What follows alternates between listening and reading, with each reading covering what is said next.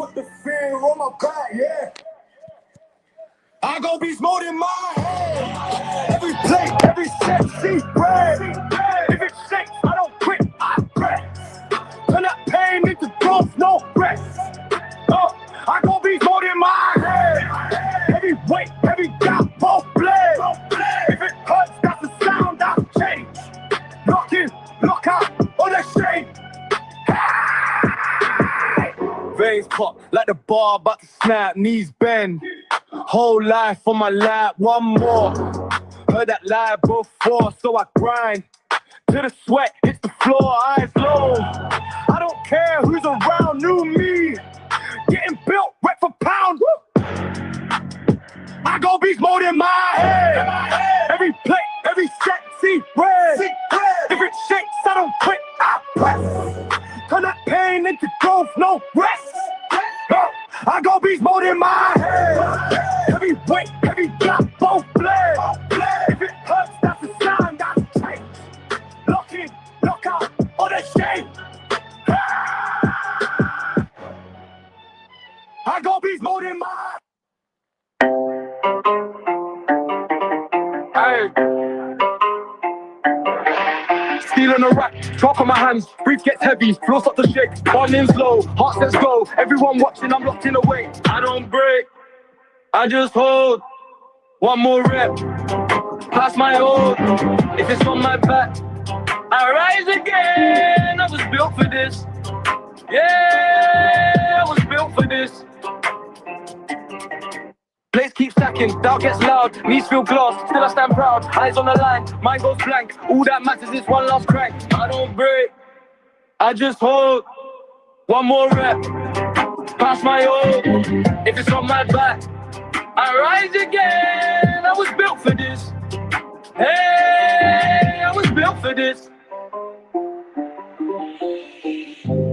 Every scar, another record written, every miss, just a few still hidden. Ball to the chest, fire in my lungs. I'll keep pushing till the fear comes undone. I don't break, I just hold. One more rep, pass my hold. If it's on my back, I rise again. I was built for this. Hey, I was built for this.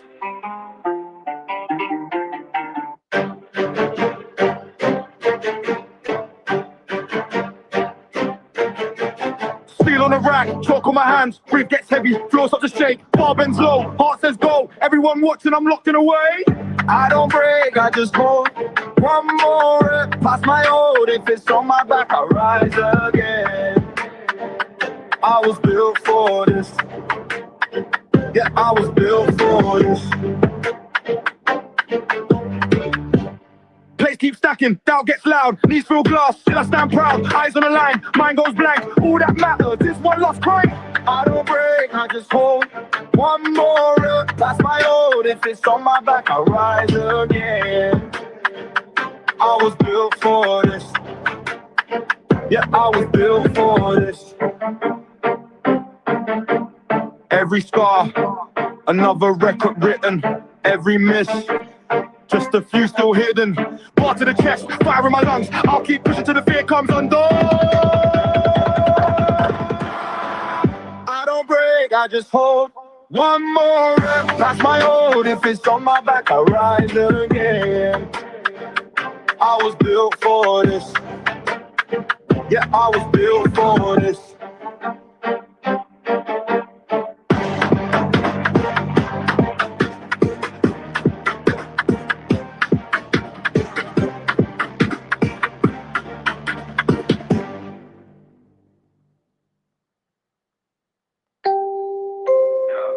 Calienta la mano, mira a tu rival, cuida tu boca, porque hoy se va a callar. Hey, salgo al ring con la cara de guerra, vengo del barrio, aprendí a ceder la tierra, golpe tras golpe, rodilla bien firme.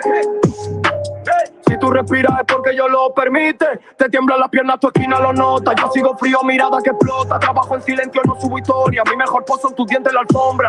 Ja. Dices que eres fuerte, pero esquivas la verdad. Yo entrené en la suerte de no poder fallar.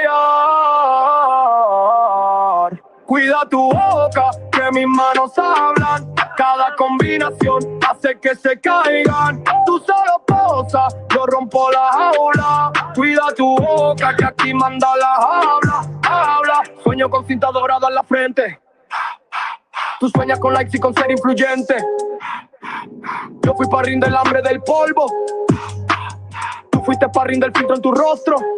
Codo con codo, sudor en la lona. Mis nudillos saben quién se corona. Te falta aire, yo pido otra ronda. Tú fue en tu barra, la mía, mi sombra. Miras el reloj, yo miro tu fallo. No busco perdón, solo más impactos. Cuida tu boca, que mis manos hablan. Cada combinación hace que se caigan. Tú solo posas, yo rompo la jaula. Cuida tu boca, que aquí manda la habla. Uno para arriba, dos al costado. Todo tu ego queda apagado. Tres al mentón, sientes el helado de la verdad pegando en tu cráneo. Cuida tu boca, que mis manos hablan. Cada combinación hace que se caigan. Tú solo posas, yo rompo la jaula. Cuida tu boca, que aquí manda la habla.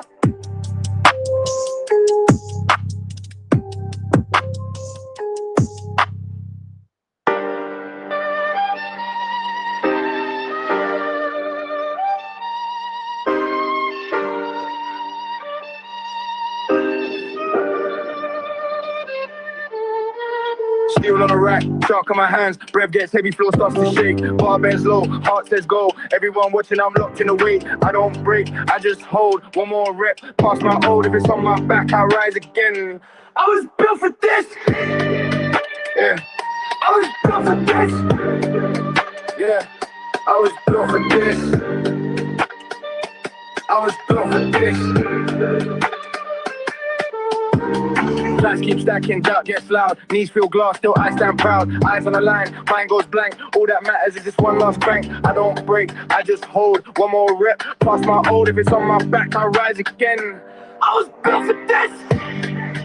Yeah, I was built for this. Yeah, I was built for this. I was built for this. Every score, another record written. Every miss, just a few still hidden. Bar to the chest, fire in my lungs. I'll keep pushing to the fear cause I'm none. Bar to the chest, fire in my lungs. I'll keep pushing to the fear cause I'm done. Hey, I was built for this. Yeah, I was built for this. I was built for this.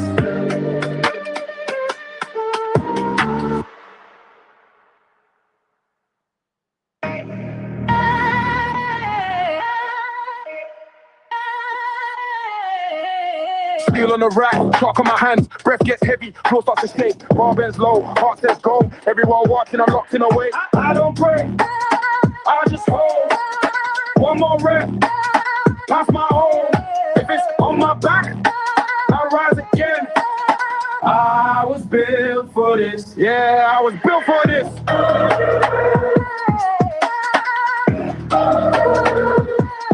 I was built for this. I was built for this. Plates keep stacking, doubt gets loud. Knees feel glass, still I stand proud. Eyes on the line, mind goes blank. All that matters is this one last crank. I don't break, I'll just hold. One more rep, pass my home. If it's on my back, I rise again. I was built for this. Yeah, I was built for this. All right, you wankers, what's going on, you bunch of dossers? Anyway, I hope there's some people in the chat. I can't see the chat. I'll be back there in a minute. Anyway, smash the fucking like, everyone. It's your boy. It's your host. I hope you can hear me loud and clear. You know, these YouTube streets is trying to fucking cut me out. I don't know what's going on in the last few lives. It's trying to take me out, bring me back, takes my mic out. Anyway. What's happening? What's happening, you bunch of cunts? Eh? What's going on? Is the boxing world all dead in that, yeah? Is everybody all fucking deadbeat? Nah, mate, shut the fuck up, bro. Zuffa signing up Chris Ballum-Smith. Yeah, yeah, J-Up Tyre's got an opponent. Yeah, J-Up Tyre's got an opponent, you cunts. Chris Ballum-Smith has joined Zuffa with Edgar Berlanga and Richard Hitchens. It's going down. Hey, yo, J-Up Tyre has an opponent now, yeah? Let's go. I mean, Chris Ballum-Smith is ranked. He's a ranked fighter, you know what I mean? So, yeah, now you got Chris Ballum-Smith at cruiserweight. Come on, me old cocker. Let's go. J-Up Tyre's got the cruiserweight belt, and Chris Ballum-Smith is coming for that belt. Yo, I think Chris Ballum-Smith ain't going to beat no J-Up Tyre, though. I mean, he's a strong fighter, though. But look, Chris Ballum-Smith is a strong fighter. He'll give a good account of himself. But I don't think he can beat that fucking mad cunt J-Up Tyre, you know. But look, it's good. We need those fights in Zuffa. Zuffa's got fighters coming up. Edgar Berlanga, Richard Hitchens, Chris Ballum-Smith, another crew has joined. Let's go. Yeah, Zuffa happening, yeah? But anyway, ladies and gentlemen, you know what? There's been a lot of talks that Terence Crawford, in his prime, what would he have done with Floyd Mayweather? Well, I'm just going to say this, ladies and gentlemen. I'm going to kill that debate right here, right now. Yeah? Because even if we break down resume, names, who you fought, amateur pedigree, what a man's done. I mean, who fought young boys, which were killers? Which guys gave young guys opportunities? Well, Floyd Mayweather did all of that. Floyd Mayweather fought young killers. I mean, Terence Crawford didn't fight no Boots, no Virgil. He just left that alone. Mayweather fought these Canelos, Victor Ortizes, and these young guns that were young, hungry. You know what I mean? Now, you can't compare with no resume, bruv. There's no resume. Resume, Floyd Mayweather smokes. Smokes. Terence Crawford is not even close.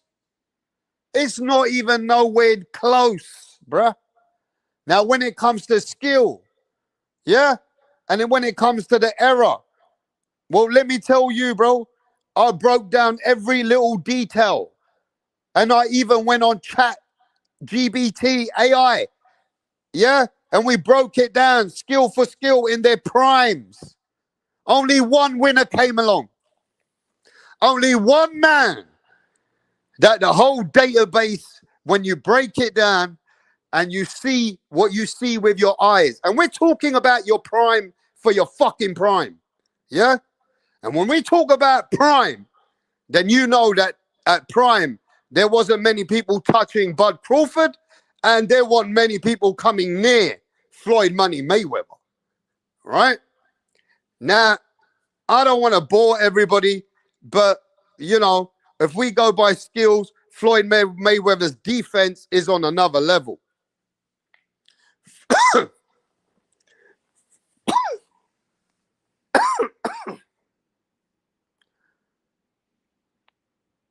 Yo, can you hear me?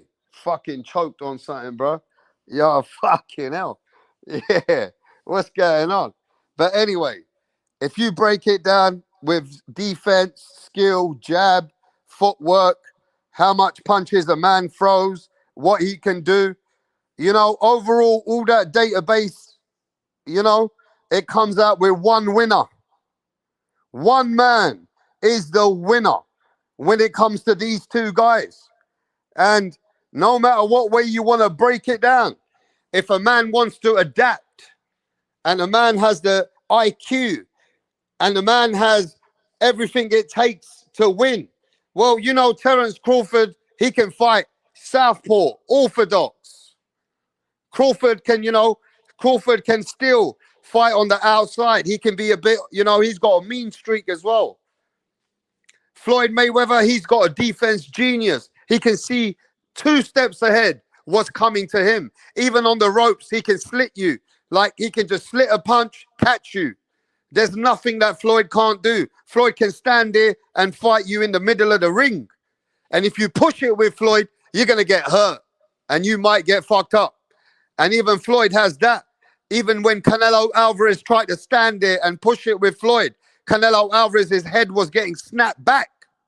You know what I mean?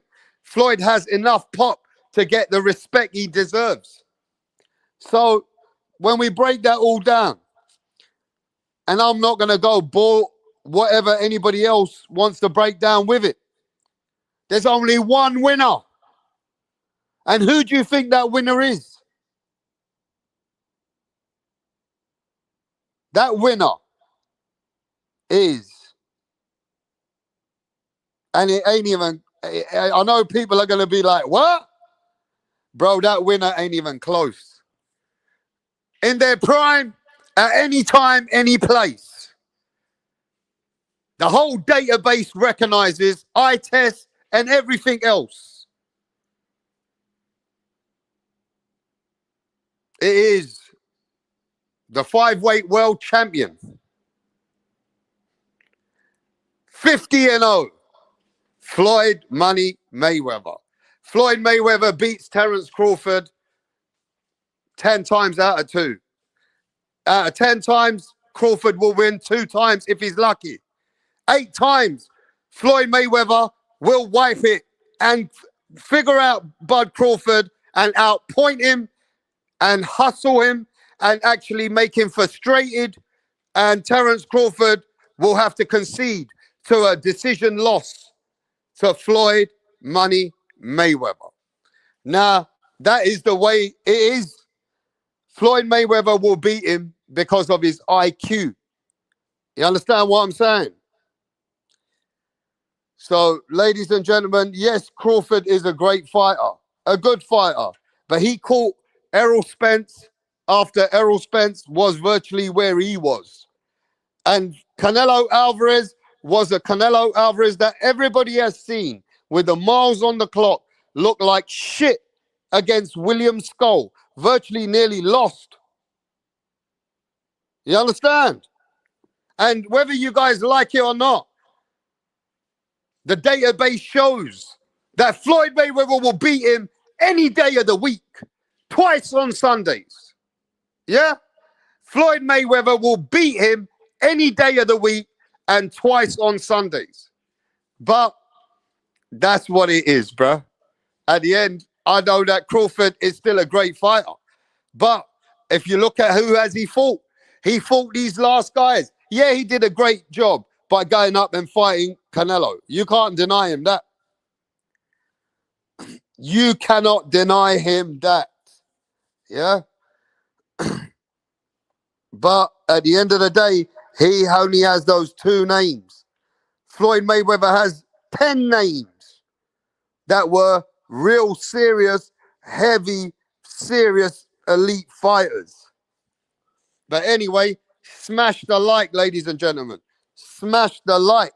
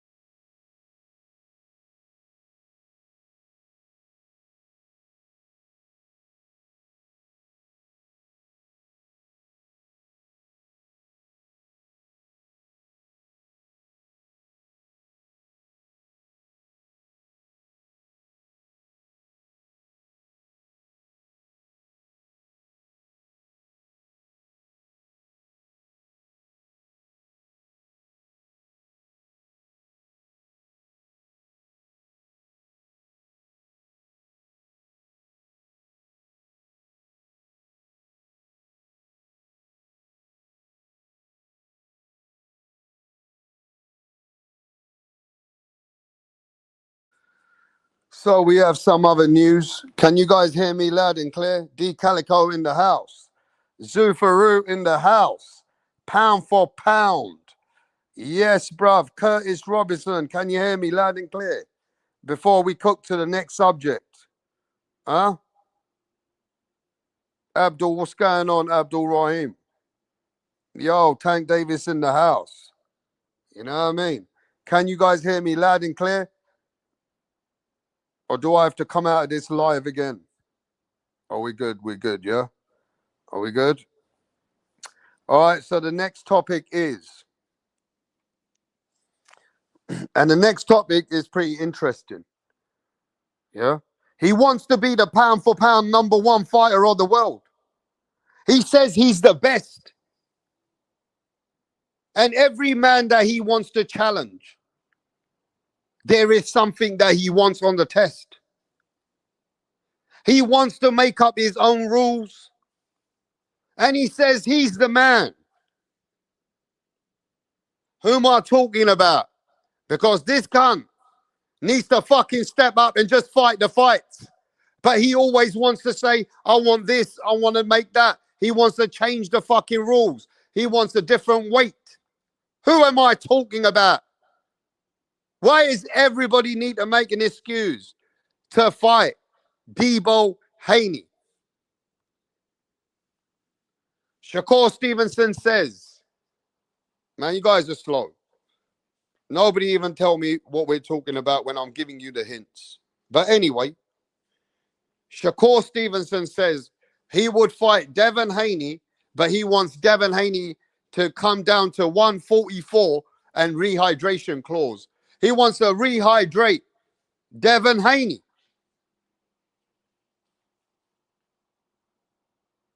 So I thought he's the fucking best, bro.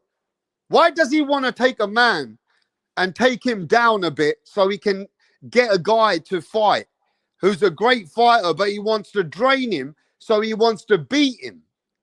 I mean, why don't you fight these guys at where they are? Why don't you act like the other fucking champions? Why you want to catch weight? You want a rehydration with Conor Ben? You want to do a rehydration and catch weight with Ryan Garcia? You want to fight everybody, but you want to make Devin Haney now come down to 144. Bro, if I was Devin Haney, I would tell you, go fuck yourself. Because Shakur, you meant to be the best. You meant to be the guy who's the pound for pound. You want to be pound for pound #1. Yeah? You know what I mean? Act like the guy that you want to be. You want to be that guy, then fight that guy. You trying to be like Tank Davis. You want to make these kind of new fucking, I want Devin Haney to come down to 144, please. I want to drain Devin Haney now. Nah, bro, you fight Devin Haney where Devin Haney is at his best. Why are you scared to fight Devin Haney, bro? At his best. I don't like that attitude from Shakur Stevenson, bro. I don't like the way Shakur is strategically trying to fight Devin, strategically trying to fight Ryan. Man, fight Ryan and Devin where they are. Just go to the fucking weight class and be a 5-weight world champion, bruv. Why is Shakur acting like a whore? Don't he know the score? Why is Shakur acting like a whore? Don't he know the fucking score because he ain't puffing on the draw? Anyway, I don't know what's going on with this Shakur. He now wants to cut Devin Haney up to 144. Should Devin Haney fight him at 144 or should Shakur come up to 147? There ain't no belt. There ain't nothing to the table at 144. Come on, bro. What's he talking about, bro? He was doing all this shit to Ryan. Ryan told him to fuck himself. Ryan told Shakur to go fuck himself, bro.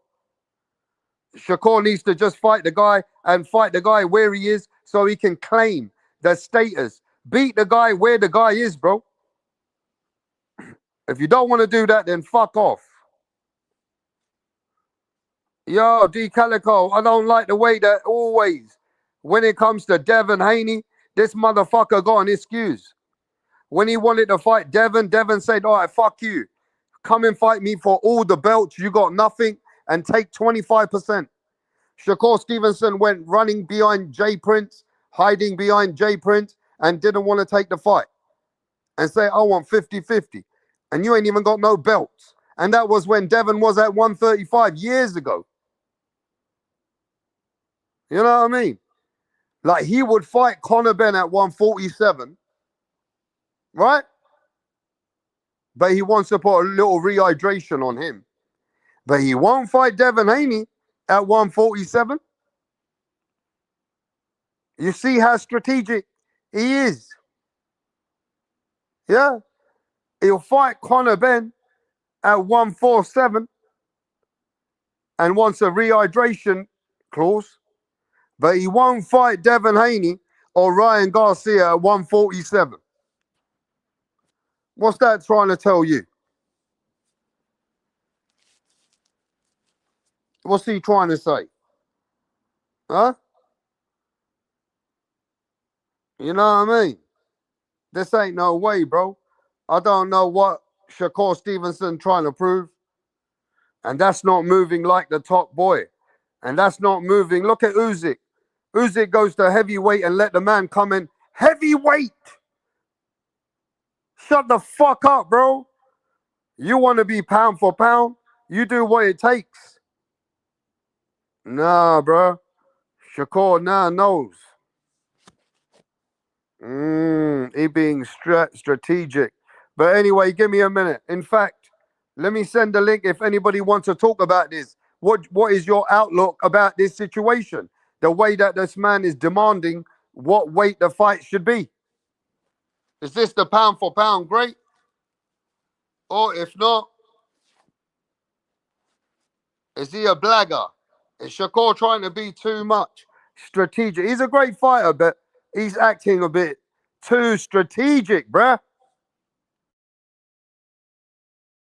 So long, man. Have a good rest. Fuck you! Help me!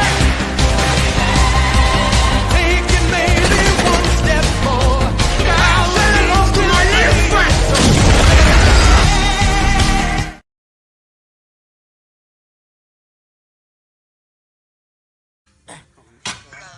Okay, now what's going on? Come on. Push.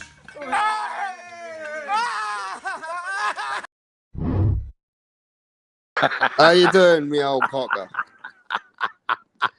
You know that one, innit? If somebody done that to you, oh my God. Oh, wouldn't you go off? Oh, mate, that would be over. But how's it going, mate? Good, mate. Good. This isn't very pound for pound like behaviour, rap, is it? No, but this is the way he likes to do business. This is the way that he's trying to approach his fights. Does anyone know when did the rehydration clause become a thing? Who was the first fighter to ever want to put that on a guy? Was it I before mean, it must have Floyd? happened before Tank's time and all that, you know? I Well, was remember it Floyd? I remember Mayweather did a Floyd. rehydration with Yeah. a fighter. I know that Oscar De La Hoya did it. Catch weight started happening when Manny Pacquiao did a catch weight. Yeah, catch weights have been happening for years, bro. Yeah, I know the catch weights have, but like the rehydration clause, like I've always thought of a catch weight fight as just a scrap, mate. It's just, a catch weight's neither here nor there. Yeah, but that's just the way that the fighters approach fights when they know if there's a business move, they can put it in the contract. But Yeah, Calico, who was the first to ever put a catch weight on someone? I don't know. I wonder who it was. Because, it wasn't, we weren't as privy as we are now back then, to fucking contracts and, we didn't have the likes of fucking McDermott fucking reading every contract that was on on every fighter, without Mickey Dernan, mate, we'd be fucked. I mean, everything's all on the internet now, bro.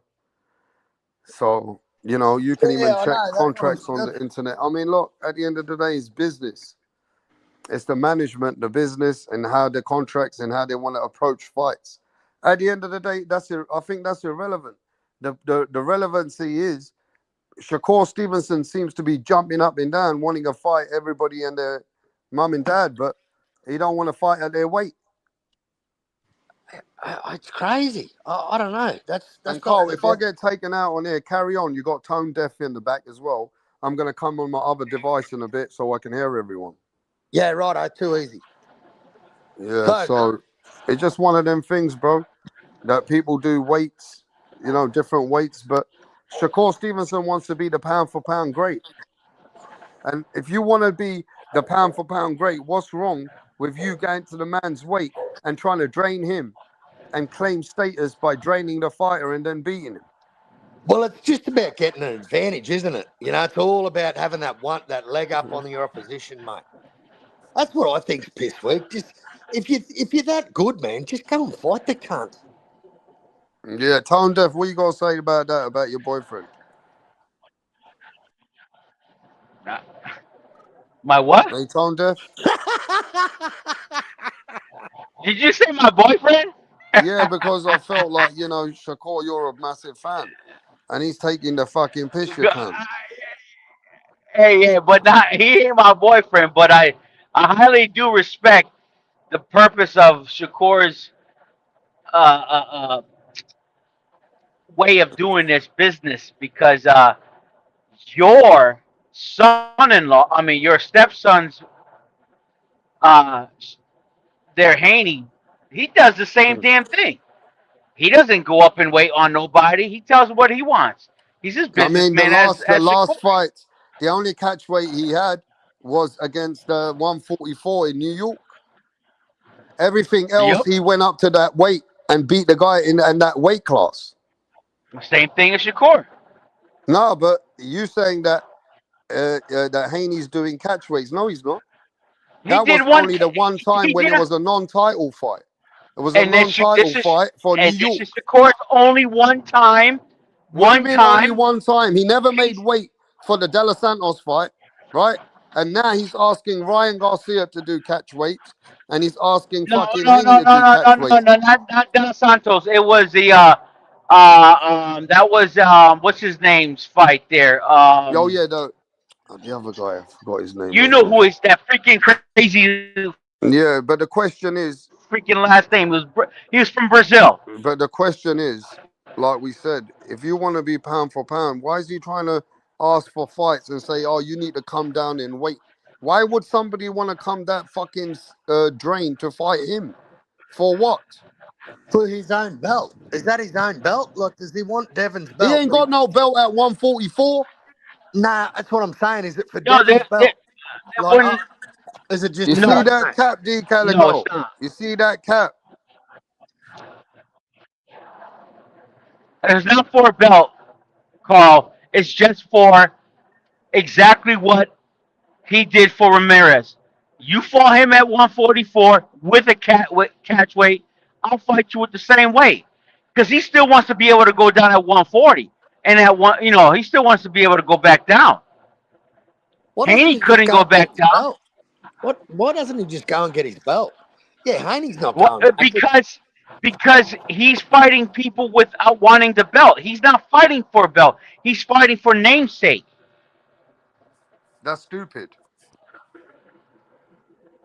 Yeah, that is stupid. That Because that, you know why, Carl? that doesn't At make the any end of the sense. day, you wanna claim that you wanna be this pound for pound great. Then why not be the 5 weight world champion if you believe in yourself to be that guy? So if you don't believe you could be 5 weight world champion like a Mayweather, like a Crawford, like a Oscar De La Hoya, like a Sugar Ray Leonard, like a Roberto Duran, then you're not that guy, bro. Because you don't think like that. Because he knows. Because he Yeah, knows because you know, he Haney. knows. He Haney's knows going that to he's got a freaking. chance, Haney's Carl, going to be to on that maybe freaking ring. lose. I mean, Haney's going to maybe be at that's in the that back of ring, his head. 190 pounds in that ring. He Well, knows Haney's maybe going to be that's in the that back ring, of his head, right? 100. That he don't, yeah, but listen, see, that's the difference between him and others. See, when other guys come in at no problem, and Crawford so told Canelo, I don't care, come whatever weight you want. That's fucking a real pound for pound. Usyk can go up to heavyweight, told Tyson Fury to have 40 pounds on his head. So if 50, actually. Shakur really believes that, he wouldn't ask Ryan Garcia, please, can you come down to 143? And he wouldn't do that to fucking Haney, but he's willing to fight Conor Ben at 147. That tells you everything that Shakur thinks about certain fighters and why he's not willing to do that. You know that, Cole? 100%. 100%. And see, here's the thing. It's not like Devon and Shakur don't know each other's game. They've known each other since they were kids, mate. I remember Bill telling a story of picking fucking Shakur up to take him to the local boxing tournaments, mate, back in the day when they were kids. You know, they've got history there. You know what it is, Cole? Shakur don't want to take any punishment. He wants it smooth. He wants to win the fight without taking too much risk. Yeah, I don't know, man. There's no excuse. There's no need for a case. It's pointless. It doesn't make any sense at all, especially when both of these guys are growing, mate. Look, Shakur's a big cunt for 140. He should And be you know at what he was 147. expecting, Cole? I don't think When he Shakur's put that out there, Cole, he expected people to say, yeah, let's make that happen. So he actually expected the opposite from fans to say, yeah, let's do that. You know what I mean? Yeah, well, the boring cunt's not going to get his way this time. I mean, look, Shakur's a great fighter. He's a good fighter, man, but he's doing too much of this kind of mad talk now. Maybe he should just go back to 140 and shut up. He won't even fight Keyshawn Davis. Well, I heard the Muratala fight was supposed to be in talks, and then I hear this today. Like, I just don't know what to believe with this cunt until the contract's signed and they're in camp. I don't. He talks too much shit. I think all these fighters just freaking just throw all names out there just to see which one's gonna freaking bite. That's what I think. I mean, again, it just stirs up the algorithm on everybody. These podcasters gonna just open up and say That'd be whatever, like whatever. Jai Opataia fighting Zerdo and saying, I want to fight you at a catch weight at 190 and I want to put a rehydration clause on you. I don't want you at 200. I want you at 190. You'll never hear a guy like Jai Opataia say that. Yeah, So but we let me don't tell we you don't this, but though. we don't hear about John Patai at all, and that's what's messing up his his fandom, because he's not out there talking. These guys, they're opening their mouths and saying something so that I mean, that everybody is can true, say though. something. That is true what Tone Deaf is saying. With Jay Tyre, he has one fight, anybody talks about it, and then he goes missing and don't do nothing on social media, or he puts little clips out, but he doesn't have that personality or, any following, or where he puts videos on a consistent, or even Jay Tyre, he's too fucking nice. The face looks like a mean monster. He looks like sometimes he can look like a fucking off-key fucking madman. He'll But fight 3 times the this year. problem with him is he talks 3 too times. fucking nice. What he should do is, the things like Tone Dev said, if he fucking put out tweets like, look, fuck these cunts, I want to start breaking legs and shit like that, maybe, he needs to fucking grab the attention. But he's a quiet fucking lad. He's not He allowed. is quiet. He's not He allowed to doesn't have even have confidence. to. Cole, he doesn't even have to talk. If he fucking puts on a T-shirt that freaking what's his name, Chisora puts on, and he can stir up the freaking the YouTube scene and just say something. Like, he can put down, all of you are freaking scared of me, even you too, Usyk. I mean, he just has to put on a T-shirt. He doesn't even have to say anything with his mouth. That's what I'm trying to say. Like, these guys are just opening their mouths. I mean, right now the only one that's kind of quiet is Devin Haney. Yeah, but But what do you gain? What do they gain by doing it? you What do they gain? you gain the freaking the algorithm. You gain No, popularity. You gain those what you things. do is you get little fanboys running around going, "Oh, this cunt's going to duck him now. This cunt's going to duck him." And you get all these faggots just talking on social media. That's all they're doing is talking, mate. Yeah, but Hey, Cole, talk- what you got to You're right. realize about today's, what you got Talk to is realize, cheap. Cole, Talk is cheap. talk might be cheap, but what you got to remember, today's day and age, when managements are looking for deals for fighters or looking to get them fights and looking to help them, they go by the numbers of algorithm, what's around those fighters. That's one part of popularity of the fighter nowadays. We're living in that time. We already Correct. been saying this for years. Yep. Watch what I mean, happens. Watch what happens to Chris Billum Smith in fucking 3 months' time. Yeah, and that's a good thing. At least there's an opponent there that they paid, that's willing to go there and do some business and to do actually fight that JL Tire. But I was gonna make a live. I'll probably do it another day. That JL Tire is either one of the most unluckiest cunts in the sport, or it's just that's just the situation he's in. Because certain times that even he joined the big force, now those cunts have got problems with the sanctioning bodies. So, this geezer's in the middle of like piggy in the middle. And he hasn't even been treated correctly, even through Eddie Hearn. And I feel like we talk about Demetrius Andrade being a fighter that actually never been able to make the fights. But, it's similar to what's happening to him. He's And just avoided. He's just avoided, mate. That's all yeah. there is to it. People don't want to fight him. You can't make these faggots fight you. But you Like couldn't that. make Gennady Golovkin fight Demetrius Andrade. You couldn't do it. Carl, you got Do it. you You think got a point. there's a guy that Jai would actually avoid? Do you But think there's anyone he would never but fight? Carl, but Carl, the point is, talk is cheap, like you said. Talk is cheap. But guess what? It's still making you money when you're not doing anything. When you're not Oh, out there. When you're not yeah. out there doing anything. It's still making you money. It's still causing popularity. It's still causing your name to I mean, shit. He basically knocked out almost all of his fights. Let him throw another freaking highlight reel of his own, and you say, "Where are you? I'm still You looking know for you what's so guys." crazy though? Lucky Joe Tire did join Zuffa, because when I heard what happened to him with when Eddie Hearn and DAZN decided they were no longer investing in him, he was only getting 200, 300 grand a fight with DAZN. And Yeah. then they gave him 150 grand on the last two fights a piece. Most fighters would have said, fuck you. He just carried on and said, fuck you. I'm going to carry on knocking down the walls until I find the guy that's going to really give me the fight. That takes a lot of patience. And what I'm saying is, this is going to be crazy, ladies and gentlemen. At one time, that killer, JL Tire, the guy who was the man, is the man who is still the man at cruiserweight, was getting less money than Terry Harper. That stupid woman, Terry Harper, can't even fight. Yep. So when I looked at her purse and I looked at JL's purse, I said, man, this is the most, like the most unfair situation actually in boxing has happened to JL Tire. So You ever lucky heard him? Zuffa backed him, Have you because ever if heard him Zuffa complain didn't about it, back Bart? him, he would have been in the same shoe. Now Zuffa gave him money. Zuffa gave him some 7 figures, and he's now making good money.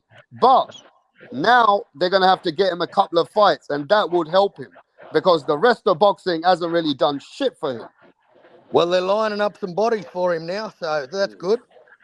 Billum Smith's ranked number 3 in the ring, so number 5 in the Ring magazine. So, Bro, can you I've got, imagine, Cole, that J-Up Tire is such a badass motherfucker? He got less money than Jack Cattrall. Can you imagine that? no, I always knew that, man, but it's never been They about were that. paying Jack Cattrall more, who hasn't done shit, Jack Cattrall, right? Because Yeah. he's got a little following in his town, and Eddie Hearn and DAZN, but they were fucking downplaying J-Up Tire. You can even say this at the same time. Look at Conor Benn. Conor Benn hasn't fought anybody. Eubanks twice. And this guy's made $15 million off of one fight. Regis Prograis made probably $3 million 3 for million. that. $3 million for that freaking cornball fight. And let me tell you, and he keeps putting his name out there. He's just talking bull crap. And guess what? Making a fight with another guy who's bull crap, and that's freaking Ryan Garcia. But guess what? People want to watch it. Why? Because their mouth caused them to get a fight. But they're sucky ass fighters. I'd rather watch Opataya fight than these cornballs. But guess what? We're gonna watch it because of their mouth. Who's gonna get punched in the mouth first? That's why we want to watch it. Well, because if you got a mouth and you're willing to put it in the ring, it does help. It helps a lot, Exactly. you know. Yeah, see, That's Joy. boxing. Yeah, have you ever heard Joy complain about not getting paid enough money? No, that's what I'm saying. He's a fucking proper humble guy. He just wants the fights, man. But now he got the money. He got the money now, and he's still fucking humble. He ain't fucking showing off about it. So Matchroom won the purse bid with Chris Billum Smith, and it was $1 million. And they were 50-50 splitting it. Chris Billum Smith 500, Jai 500. Billum Smith said no. So Jai then said, "You have all the purse. I don't want 1 cent. Take the $1 million, and I just want your belt." And he Well, still you know wouldn't why he fight. said no, innit? Because he's going to get way more money now. Well, at least there's someone there with half a name, that when he flatlines this cunt, yeah, But we're going to. let's be honest though, Cole. You know, the Brandon Glanton fight was good, right? But even this Conor Ben, they're not white. With Zuffa, yeah, they're not white. The top boys ain't wiping somebody out like that at the moment, right? Yep, yep. And either this new collaboration, these guys are taking flights to other countries. All these things we got to remember, and they still got a bit of pressure to perform at the best, but they're still winning virtually every round.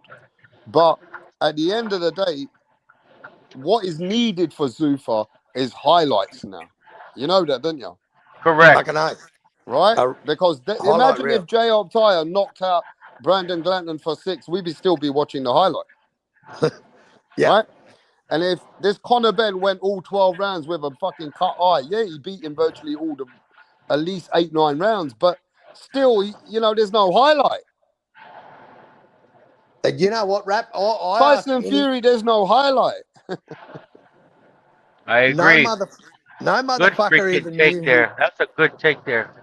Sorry. No Sergeant. one, like everyone criticises Jai's opposition, criticises, it's always his level of opposition. Even though they're mandatories that the IBF fucking mandate, they're still not good enough for the fans, so they're considered bums. So straight away, I reckon, fuck the IBF belt, because all you get when you defend that cunt 6 times in a row, all you get is fucking get banned from the crowd.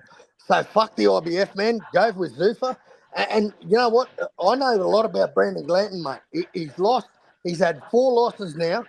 He's never been dropped, never been stopped. And he showed why. He went 12 with Jai. Well, then people, you got to remember this.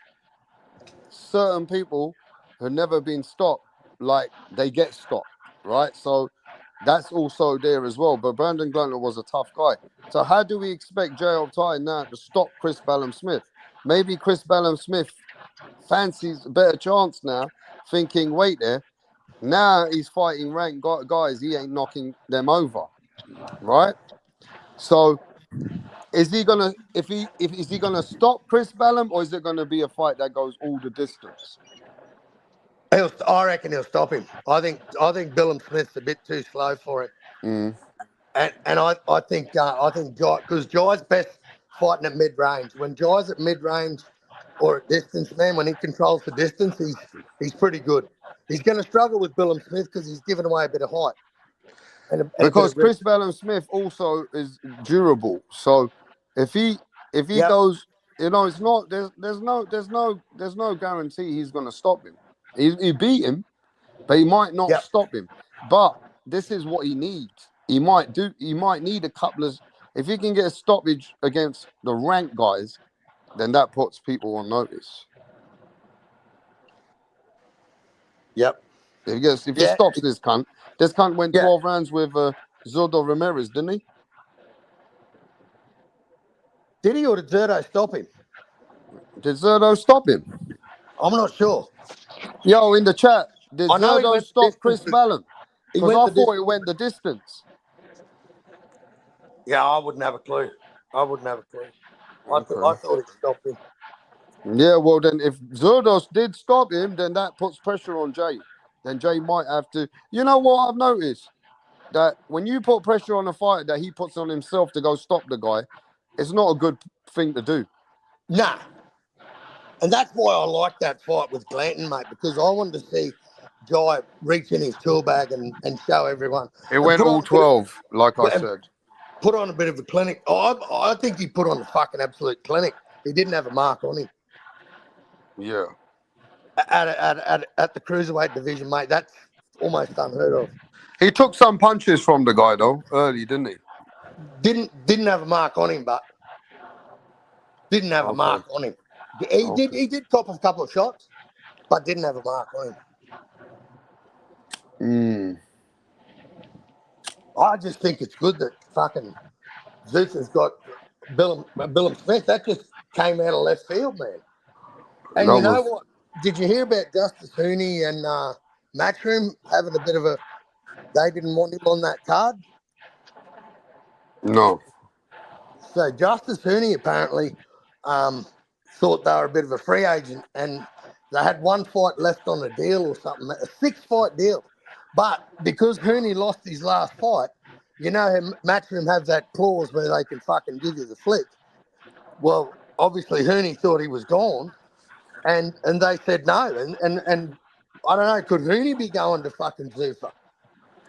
Could wow, all the Tasman boys go there, man? Because Guy, you know. There's a hell of a yeah. lot of guys at Tasman that are Aussie dudes, man. Decent fighters too. I mean, if Dana's smart, he probably chop up that what's that Terramona, whatever his name is, the heavyweight. Yep, Try and when his contract's up, get Justice Hooney. Maybe he can get some of the Australian market. You know. yep, Now, yep, if Dana's a pimp and Dana's a gangster, which he is a pimp because he took Conor Benn the way he did, he was willing to pay double of Conor Benn's worth, right?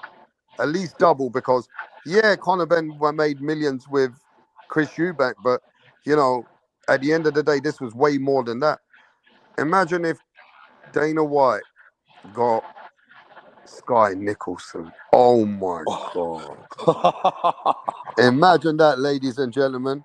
And Dana White gives her such a deal and takes Eddie Hearn's fucking girlfriend, right?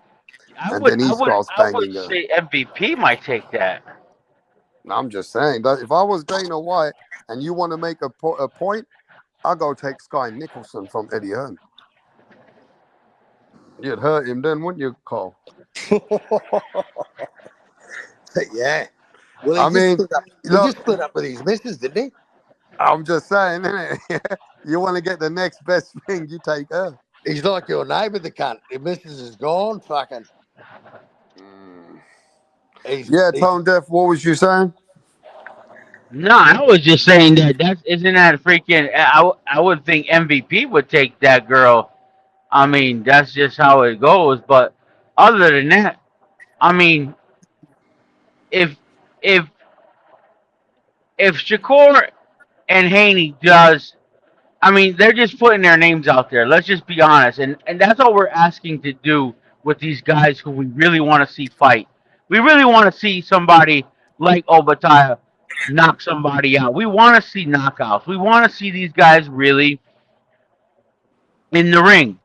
And being, like you said, him being on Zuffa, like you also said, they need to start promoting just their brand, Zuffa, and having these out there just on YouTube, whatever you want to say it. Put it out there. Put it on Paramount. Let's just see some of these freaking, highlight reels. Because you're right. That's what is going to draw us wanting more of these guys. And right now we're just waiting for the next fight, and that's a women's card this Friday. That's and I haven't seen anything on them other than me having Alicia Baumgartner on my Instagram. That's it.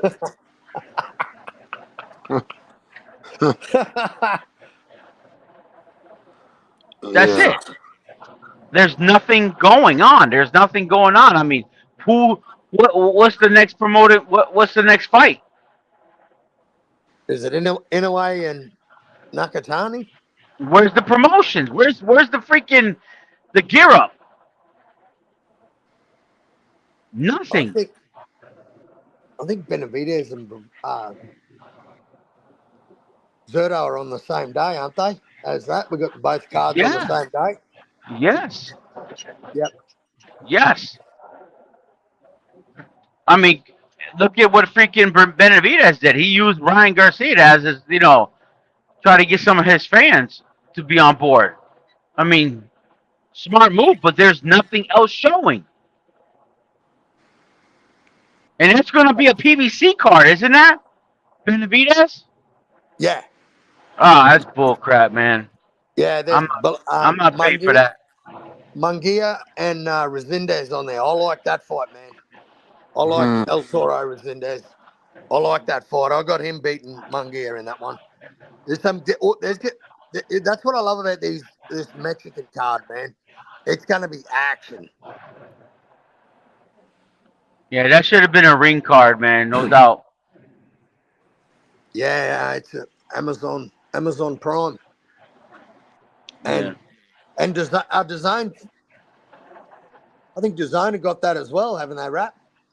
No. No, Are you serious? Hold on, let me look it up.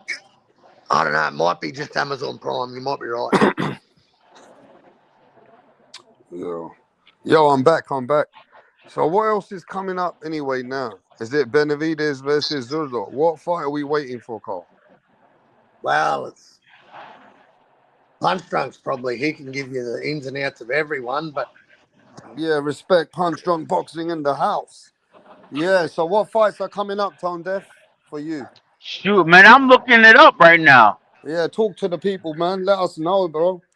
I'm Carl's a trying bit to. fucking slow Where's right now. He's fucking where, done where, a where, 12-hour shift. where the well, heck is Suleiman? He would know everything. Yeah, well, I just Suleiman said don't it. know fucking I shit just said it. sometimes. No, we got nothing until the May the 2nd. What? Nothing. There's fuck all on there. Nothing going on. Nothing.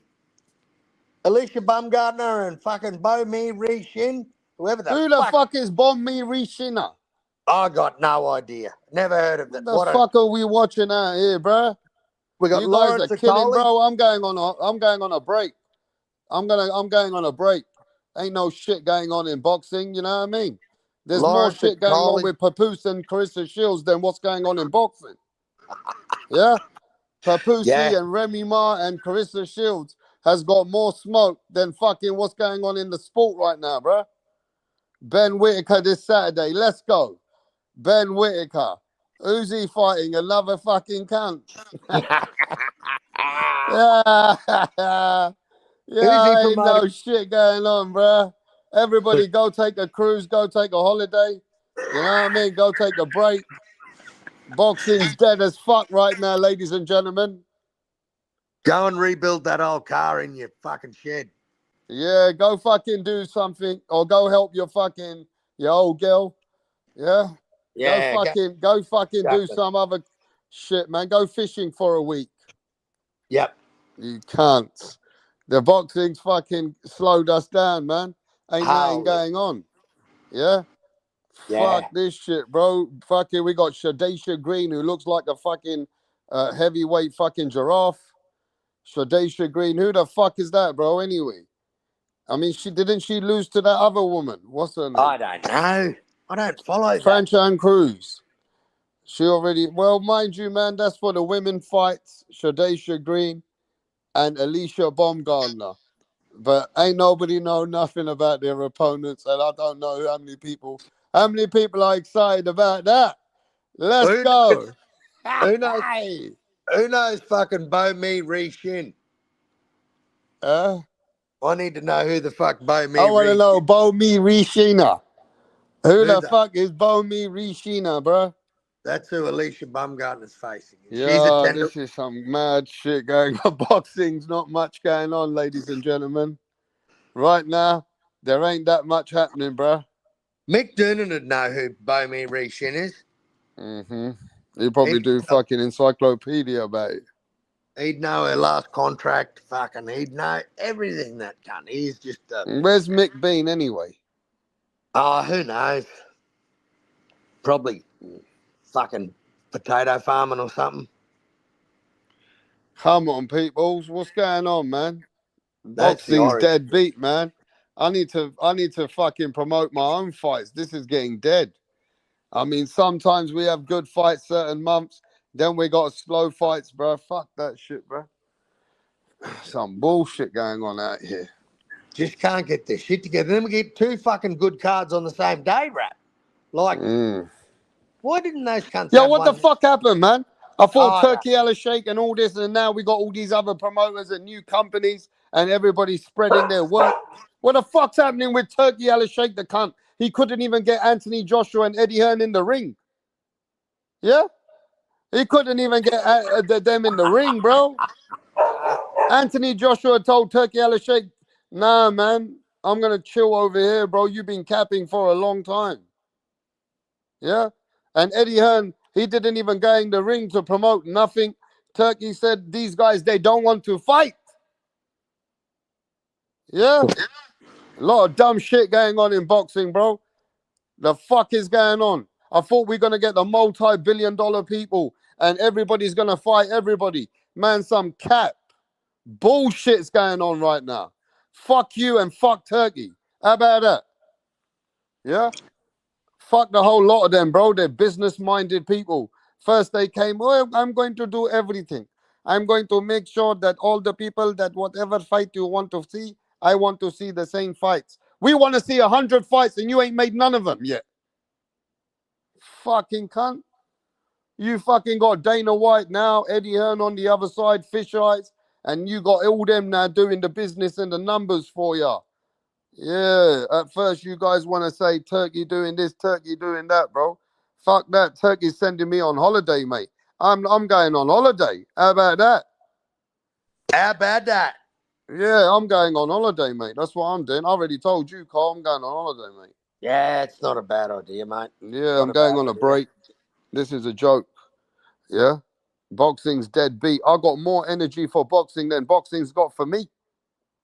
Yeah? You know what, Rap? I'm that fucking bored with it. I'm going to go look me up some Bo Me Re Shin fucking highlights.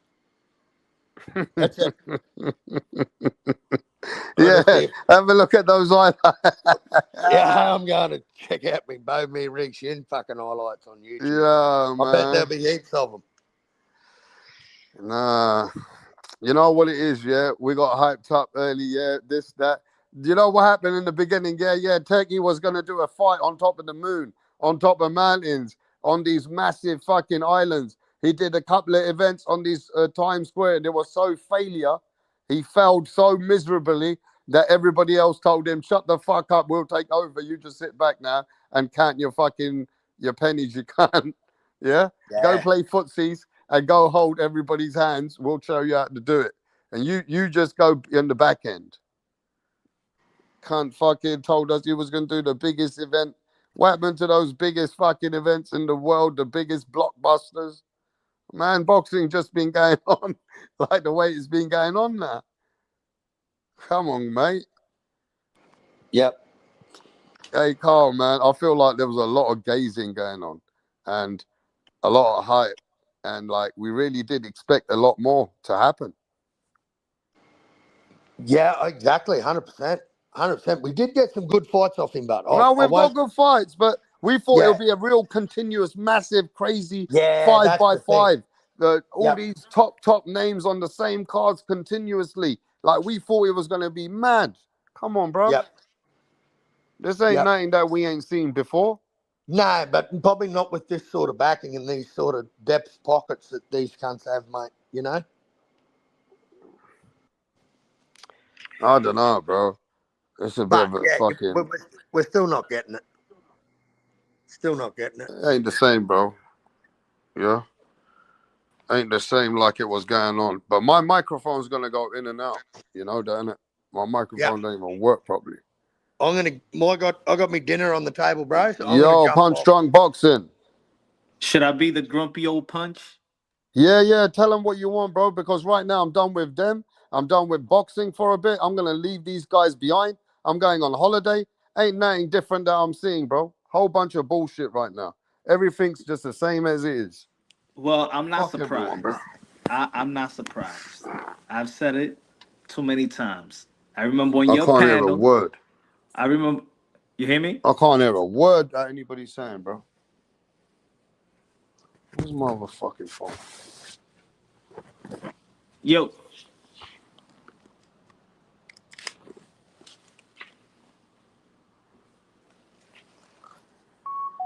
Bluetooth connected.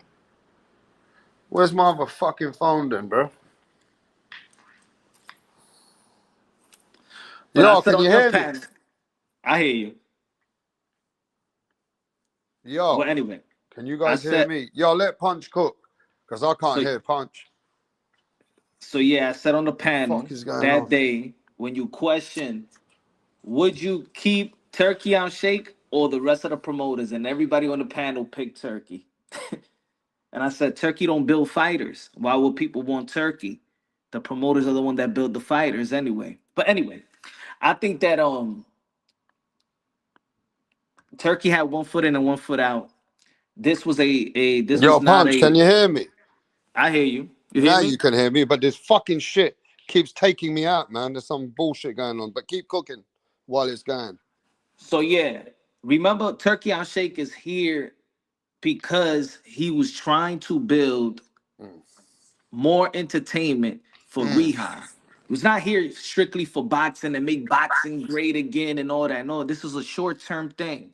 And everybody got all in love and stuff, got all in lust with Turkey Out Shape. But Turkey Out Shape did bring some good events. In Yeah, one yeah. side, I'm gonna praise Turkey for that. But I also think that Turkey has been some type of curse to these fighters because Yep. these fighters have not performed good. With all the Mm-hmm. money from Naoya Inoue, he didn't perform to the level of his expectation. But Turbiev Bivol, it was a great fight, but we can't even put a highlight out of Bivol and Beterbiev. You know what I'm saying? There was no highlight in those fights. It was a good fight, but nothing to overwhelm anybody around the world outside of the sport of boxing to be like, "Yo, my God, did you see this fight? This undisputed light heavyweight, Teofimo Lopez versus Shakur Stevenson. That wasn't entertaining as well. The Times Square card, that wasn't entertaining. Yo, for real, the Canelo Alvarez versus Bud Crawford, that was not entertaining. Um, Mm. who a lot of cards that Canelo Alvarez versus William Skull, it was not entertaining. You know what Mm. I'm saying? To Tyson Fury versus Francis Ngannou was an embarrassment to the heavyweight division of this era. Most of the top tier fighters that got the money from Turkey Al Sheikh, they did not perform to the level of the expectation of Turkey Al Sheikh. And I think the performance led down Turkey Al Sheikh as well to further invest. These guys did not show up. And all of them, I mean, all of them did not show up. And not got no highlights. Nothing. Can you hear There me? is no epic fight that Turkey Al Can you Sheikh hear did. It me? was good. Yeah. All right. But there's no highlights. There's nothing to give us that was a elevate. Did it elevate the sport? Nope. Has Turkey elevated the sport yet? Mm-mm. Not in my opinion. Nope. Because if Think he about think has, about it. Think about it. The most memorable fight in the last, you could say maybe like 5, 4, 3 years in performance wise. Bud Crawford versus Earl Spence, that was PBC, and Ryan Garcia versus Devin Haney, that was Golden Boy. but partly if you think about it, we also have to blame the fighters, the way that Turkey was willing to put up more bigger events, but the fighters started letting him down and how they weren't performing. And then it was a bit of both, wasn't it? The business started seeing that this ain't working. You get me? Yeah. So, But it's one thing. You got to give him props for putting the money, for putting events. But like I said again, nobody showed up. Nobody made Turkey Al Sheikh get off his seat and be like, "Wow, who?"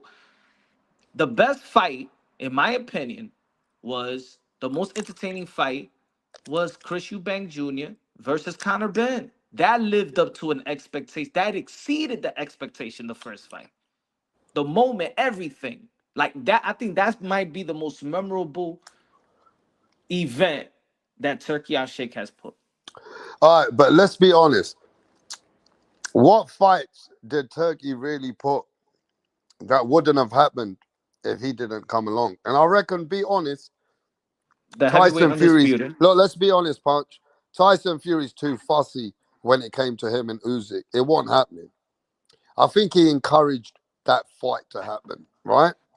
Mm-hmm. But what fight did he put when the fights that we really wanted? We wanted AJ versus Wilder. He didn't give it to me. I No. wanted Ryan versus Haney rematch when it was meant to happen. He didn't give that to me, Mm-hmm. right? He didn't give us certain David Benavidez fights. and Canelo. Benavidez, Canelo, he couldn't put that one either. There was like, even he's got billions. There's like somehow you can easily pay.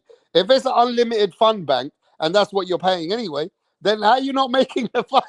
And let's not forget this one that a lot of people don't He talk gave about. us Bivol and He Better BF he though. didn't give us Javante Tank Davis versus Devin Haney Mm. when Tank said, give me two Ferraris and we could talk. He should have gave him the two Ferraris. But that was just Tank's. You gotta give two Ferraris before you can get Tank on the phone. So that was your like introduction fee for Tank.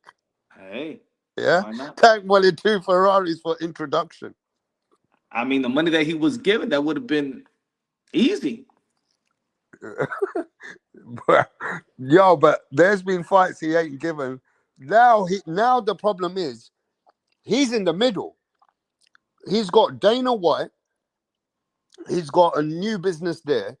He's still doing business a bit with Frank. Eddie Hearn is back and forth doing business with him still, but it just seems a bit weird now. He seems like a company man now.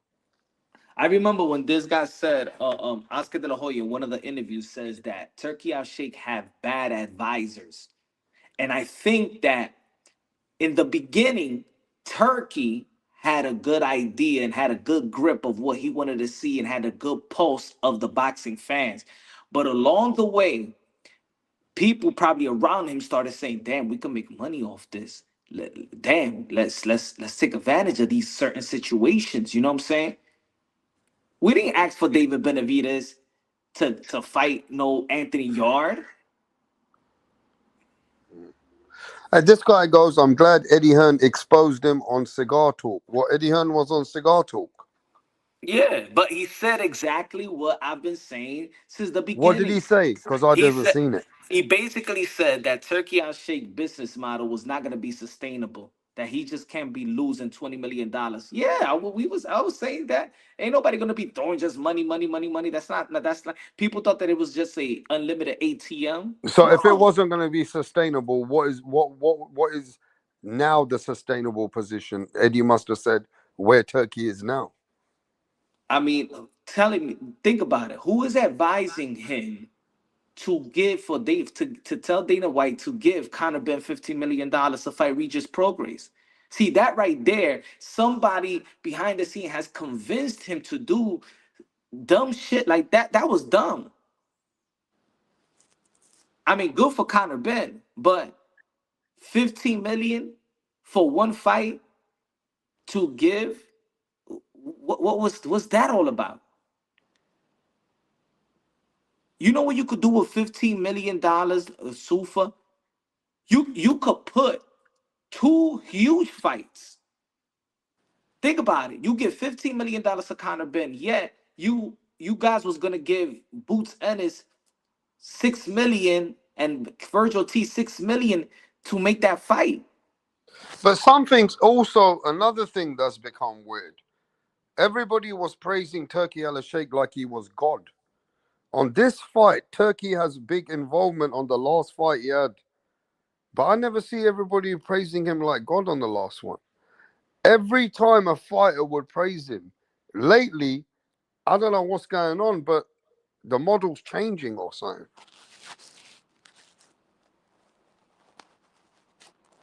People weren't praising Turkey Al Sheikh like they were supposed to.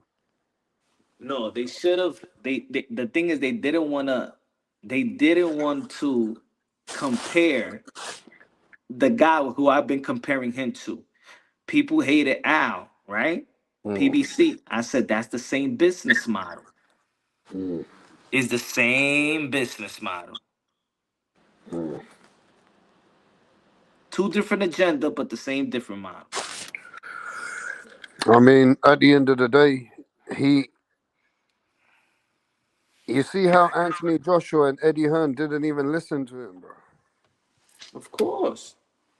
It's like they basically they didn't embarrass him, but they actually the first time they didn't just listen to what you were saying. No. Because they already see that he has snake tendencies. So now it's business. Now it is just business. Again, a guy. Remember, I think I told you this. We spoke about this a while ago. The only one that could truly stand up to him, I said, was Eddie Hearn. Why? Because Eddie Hearn come from a silver spoon. He has deals. He doesn't need it. He didn't need Turkey out shape. See, Mm. the other guys, they needed Turkey out shape. They needed his funds. But Eddie Hearn truly doesn't need Turkey out shape. Yeah, because he already got a business with many other sports as well.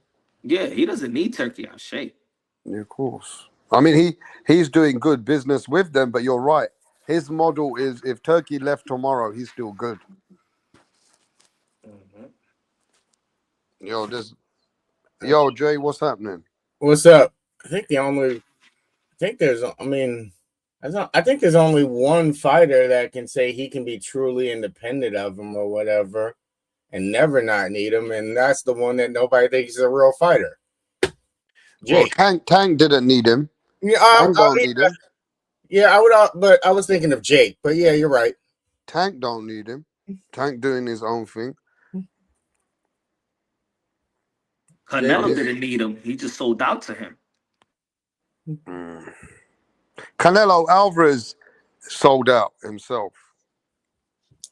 I mean, I think Canelo Alvarez was always like, I think Canelo Alvarez for a while has just been about the money. So like, he's kind of always followed his philosophy. Just keep going where the money is. I mean, that's how he got rich.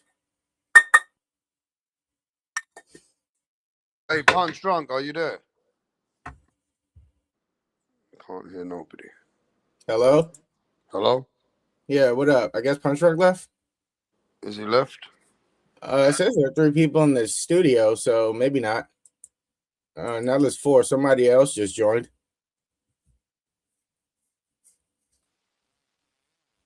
Oh, now he left again.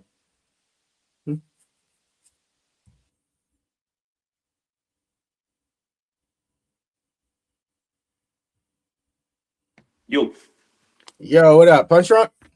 Yes, sir. What up? I thought you we thought you left.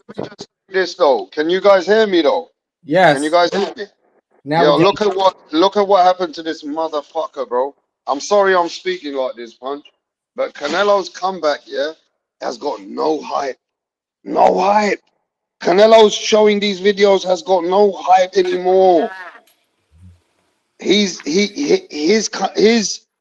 aura has gone, bro, for what it was. Cause he's dumb, man. He's dumb. He's dumb in that sense. Yeah, you got all the money and but in the end of the day, man, I'd rather lose to a David Benavidez than lose to a Terrence Bud Crawford. Exactly. Now look at this. He's coming back, yeah, making videos. I'm looking around YouTube. Nobody's making videos about him like they used to. You know that? Because he's done. He's finished. He's not finished. He's still a big part of the sport, but it's I still feel like even if his popularity got cut in half, he's still probably more popular. Still very popular. Most of the other boxers, excluding. Yeah, but bro, Jay, he don't feel like a face of boxing. How the fuck you call yourself a face of boxing? You lost to a welterweight, right? So his face of boxing and what he represents and the pound for pound, that aura's gone, bro. I mean, but every face of boxing eventually loses. I mean, unless you count Floyd or whatever, all of them eventually lost. I bet you Canelo went through some depression in the after that fight. Couple weeks probably start drinking. That's why his face is a bit puffed up at the moment. If you look at his last training video, he don't look no way near as tight. You can see he's got to really do some work again. That's why it's good. That's why it's the real traditional way is the passing of the torch fight. You Mm. don't get disrespected. You don't lose value because you lost to a guy Yeah, that's supposed to be the next like a David Benavidez. You know what I'm saying? Sugar yeah. Ray Leonard. Look, when we think about Sugar Ray Leonard, we don't think truly that he lost to Hector Camacho. It was just supposed to be. You know what I'm saying? It's the next generation. You It's know, like he the fucked next. up, Punch. I'll tell you where he fucked up. He should have took that motherfucking Jake Paul fight. You know Yeah. that? He should That's have all. took that 100 million and fought with Jake Paul, made the biggest fight, and then done deals with He people. would have, He and he got would. he fucked up. He went straight to the turkey money. You know where he got that turkey money? Turkey got angry that Jake Paul was overbidding the price against him. Yeah. So when Jake Paul won that fight, like in the beginning, Canelo got the interest. Turkey got angry and he had to go back to Canelo and say, "Look, I'll give you another deal, but just don't fight Jake Paul yet." Canelo would have broke his jaw, and it would have, Canelo would have been double the star that he was in this side of the pond. I He mean, would have. Canelo Alvarez could have I think touched. that Canelo would have outboxed Jake Paul, but Canelo's not as heavy-handed as Anthony Joshua, so I'm not gonna No way now. say he would have broke his jaw too. If he I mean, could have, Canelo might have hurt him though. if he could break Billy Joe Saunders' face, he could have broke his face too. No, if he would have beaten him and hurt him, he would have got a lot more credit. Only because you see, Anthony Joshua took all the limelight, didn't he? In America, the women were going crazy. Yep. Yeah, AJ was a superstar before he got in an accident, didn't he? Mm-hmm. He got the biggest limelight. I don't know. Maybe Canelo got sold himself out because Turkey was showing ego and money to him. Yeah, but even Turkey was Turkey Al showing Sheikh a lot of said that money he to could. him. Even Turkey Al Sheikh said in that interview that he couldn't match the offer of Netflix. Yo, I'll tell you what. In that respect, I got a respect for Jake Paul to even go against Anthony Joshua. But what I don't like about Canelo, yeah, is like this was the picture. And everybody, if you want to talk street code, we can talk street language. Fuck boxing. There's two men that were presented. One man was David Benavidez, and Canelo would have got life-changing money for that man. And the other man they offered him was Terence Crawford for the big money. Canelo Alvarez decided I'll take the smaller guy and at least take my chances with him. And at least if I know that I won't, if I can get that fight and get the money instead of fighting the real top guy in David. And Canelo showed his own weakness mentally before he even decided those fights. So it all backfired on him. Now he's looking like a fucking idiot. That motherfucker's looking like an idiot, bro, because in the real world, men would say to you, "You fucking idiot, bro. Why you go and put yourself in that situation and lose to a fucking small guy? And now you go and fucking could have fought the big guy and you would have looked all right even if you lost and you would have still had the respect because you take that smoke with them guys." He fucked up, bro. His energy's looking weak now, bro. His fans can't even push him like they used to. It's bad, man. It's bad. I mean, Yeah. nobody's talking about his comebacks. Nobody's talking about him. Yo, Canelo, we want to see. You know, there's not one fucking fan that's saying, "I want to see Canelo versus David Benavidez" anymore. Not one. So you see the aura. He shut down the fucking aura and sold himself to the Arabs. The Arabs fucked with his head, showed him the money, and they fucking when he's made himself look like a comedian. Like he's meant to be the bad man, and he cherry picked a fight and got slapped up by a welterweight. Stop the bullshit, bro. Stop it. That's like you telling me that somebody's coming up 2 weight classes to even beat Javante Tank Davis. Nah, it ain't happening. This guy lost to a welterweight, bro. That's how we look at him. And no matter how bad Crawford is, he meant to be the best of his fucking division. Yo, it was a bad look. Should have just took Jake Paul. Yeah, And the the Jake thing Paul is, and the was thing the is, big he didn't money. even look good leading up to the Crawford. That William Skull fight, he didn't even look. So the momentum You look is, like shit against William Skull anyway. yeah. So now it's like, I don't know. I'm not looking forward. I'm not looking forward to. Bro, you're put off of Canelo. You don't even talk about him no more. I've been No, looking at your channel and I went back and I ain't seen the last time you made a video about this man. no. He's a nah. You see what I mean? Fans are not even uplifted about Canelo Alvarez like that Because no I know more, he don't bro. want to. Because I know he checked out already. He's just doing it because he thinks he's gonna cash more with Turkey on Shake. He's not. His heart is not in it. That's it. You You could see? tell how he fights. That's it. He's done. You see that? He's done. I mean, I don't think he's done that way. I feel like he just hasn't got the hunger of what he was, but he's there for now making strategic new moves so he can make some money more. But yeah, you're right. He just a money fighter now. I mean, would you put him in your top 10 still, pound for pound, though? Yeah. Mm, Huh? After how he uh, looked against Skull and then he lost to Crawford, a guy went up 2 weights. Is he still top 10 pound for pound? maybe he could still be Mm-hmm. Bud retired. So what's the open slot? Yeah. He takes a slot somewhere. Like I know, like people. Okay, let's say people. Like I like David Benavidez, and people have David Benavidez on the pound for pound. But sorry, you have not. You. If he beats Sudo Ramirez, well, I have David Benavidez probably more pound for pound. Who else they got on the pound for? Who else? Bivol, Like, of course, he's top five. Usyk, Inoue, Shakur, Haney, Bam. Mm-hmm. These are the top boys right now, bro. You know what? Um, Yeah. uh, what's his name in heavyweight division? Usyk. Yeah, him. Yeah. Yeah, you got Usyk. You have All them guys. Usyk, Inoue, Yeah. Bam, Shakur, Bivol, Yeah. um, Haney. Yeah. Who else?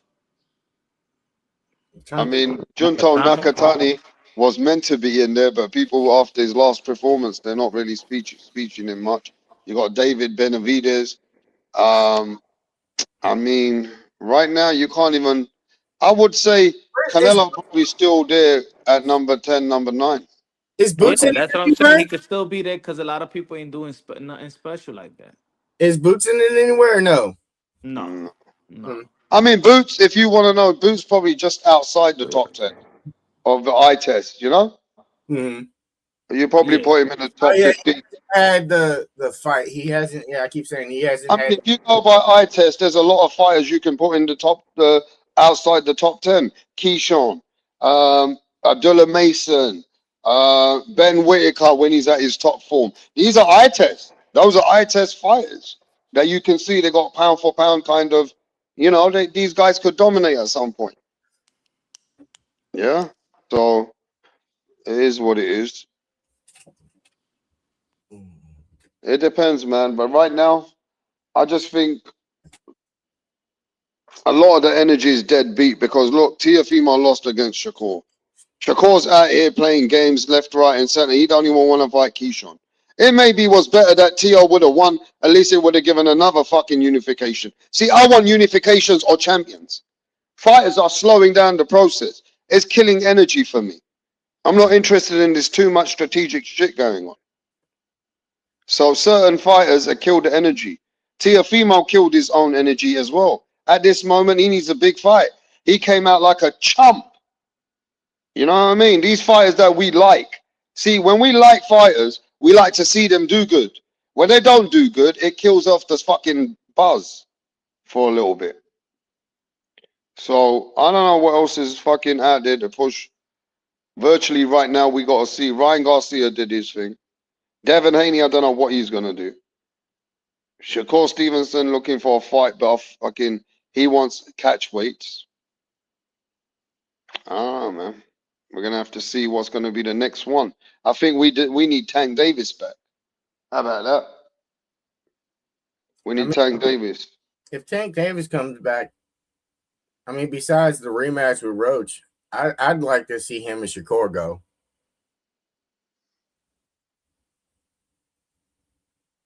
Yeah, well that would be big for boxing. Yeah, that would be big for boxing, man.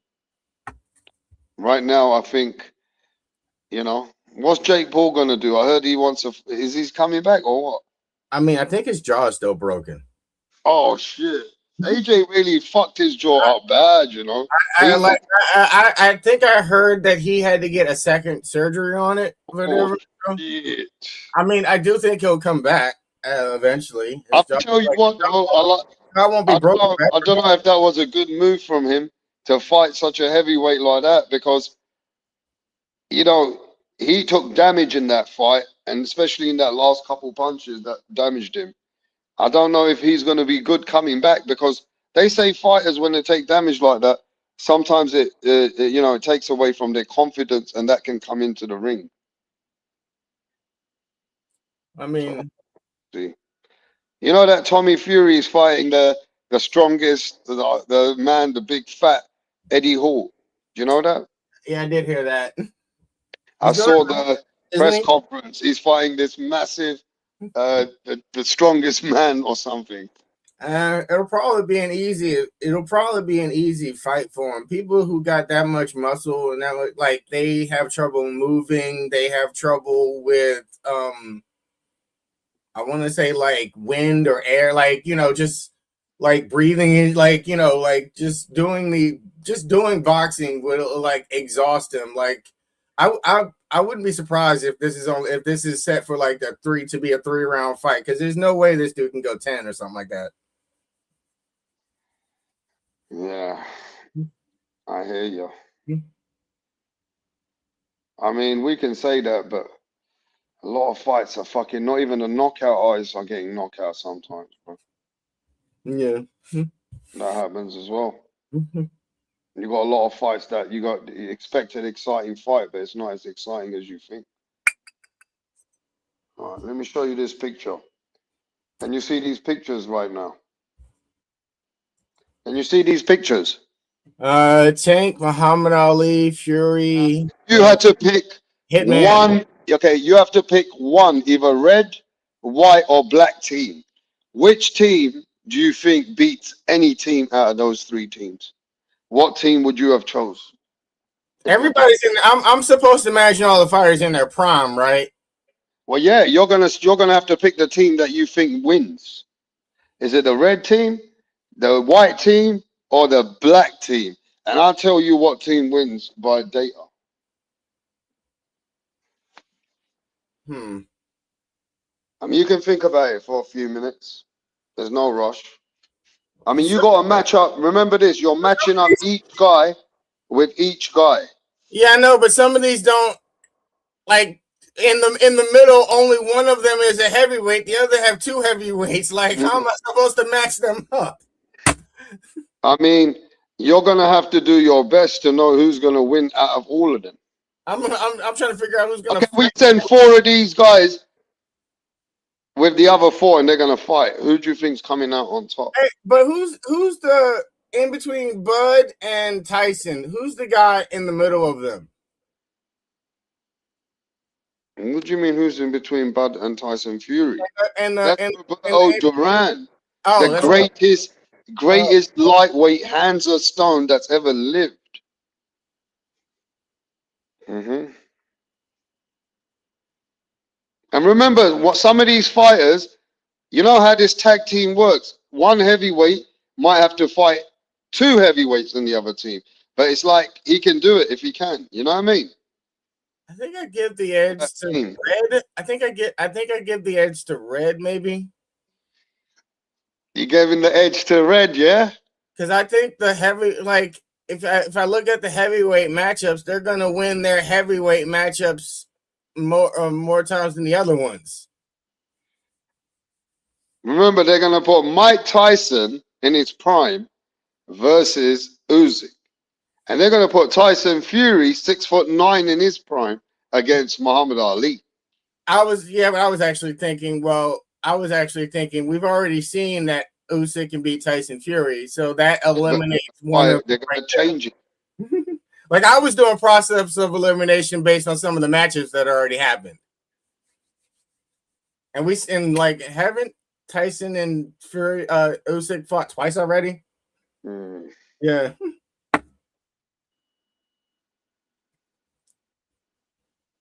For the heavyweights, I think one. And then Look, if Norway in a way say two. if Norway in a way can beat Roberto Duran and Floyd Mayweather can beat what's his name? Crawford, then it's up to Anthony Joshua to beat Tyson Fury. But the problem we have here is Marvin Hagler cannot compete with Mike Tyson. So Marvin Hagler is only a backup in case Floyd didn't beat Crawford. Then Marvin Hagler will go and beat Crawford, right? So Anthony Joshua would technically have to fight in his prime, Mike Tyson and But see, I think Floyd beats Tyson Crawford. Fury. I think Floyd beats Crawford. And I don't even think that's a hard fight for Floyd. Yeah. But Roberto Duran will fuck Inoue up, to be fair, because Inoue is too small anyway. Now, if Tank, look, okay, do we see Tank beating anyone in that list? Does Tank beat anybody in the white team?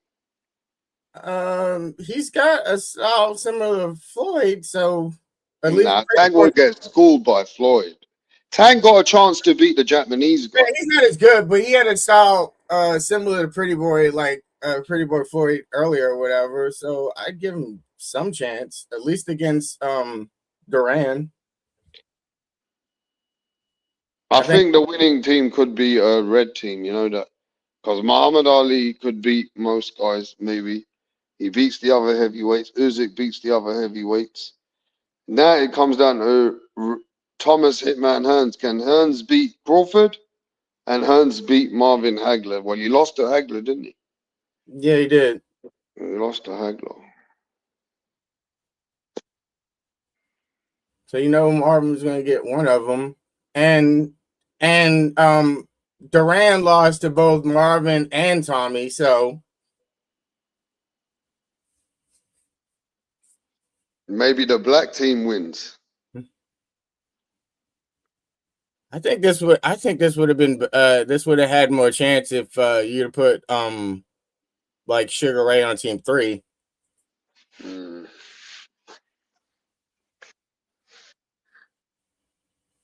For sure. Who's the weakest link out of that whole list? And those whole thing. Okay, let's do this. I have to eliminate 4 people, guys. I have to eliminate 4 fighters and make a team. And no matter what, they're all great fighters, but I got to eliminate 4 or 5 of them. I got 2 of them already. Inoue's got to go. I know he's great, but Inoue, I'm going to let you tell me next. I'm going to say Inoue's got to go and Tank Davis has to go. They both have to go. Those aren't the 2 I was thinking. I was thinking AJ and Duran got to go because Duran lost to both Marvin and Tommy Hagler, and AJ's just the worst boxer out of all those boxers. Like out of all the heavyweights, AJ's just the worst one there. Maybe AJ got to go and Tank got to stay. And Roberto Duran got to stay because what Jay don't realize is that Roberto Duran was so small. Let me explain to you, Jay, where Roberto Duran's weight was. Yeah. He was the same weight as Tank. He's smaller than Tank. But because the money wasn't there, he went up to, from 135, he went up, it's like Tank going to fight Gennady Golovkin. And he went up to that weight to fight Hagler. That's what Tank has done. Go read his documentary. He's the only guy at 5 foot, that small guy that fought guys at weight classes that he didn't belong. Because at that time, it was more of a money. The money was there, so they made it happen in the old days. No matter what, it's all about the money the old days. But therefore, he's a bad man because when he was at his weight, nobody could fuck with him. Now, AJ probably could be the weakest link. AJ is the weakest link, yeah, ladies and gentlemen? Is AJ's the weakest link in that whole thing? Yes or no? Or is it... I mean, you guys tell me. I don't want to say Inoue, bro. But was Mike Tyson the weakest link? I don't think so. Because after Mike started losing, Here and there and everywhere. Wow, D Calico says Fury is the weakest link as well. But you need Fury for his massive size. And in his prime, you know that he beat Klitschko. So it's a good chance in his prime the man could be one of these top guys. So those two Tysons don't belong together. AJ will put Fury to sleep. Yeah, we'll see soon, bro. AJ doesn't seem 100% himself, bro. Neither one of them do. It's literally, I was arguing with somebody that like I thought AJ might win because Tyson Fury didn't like look as good as he used to, and then the other person was arguing like I don't think AJ has got it like he used to, so he was arguing that AJ's lost it more.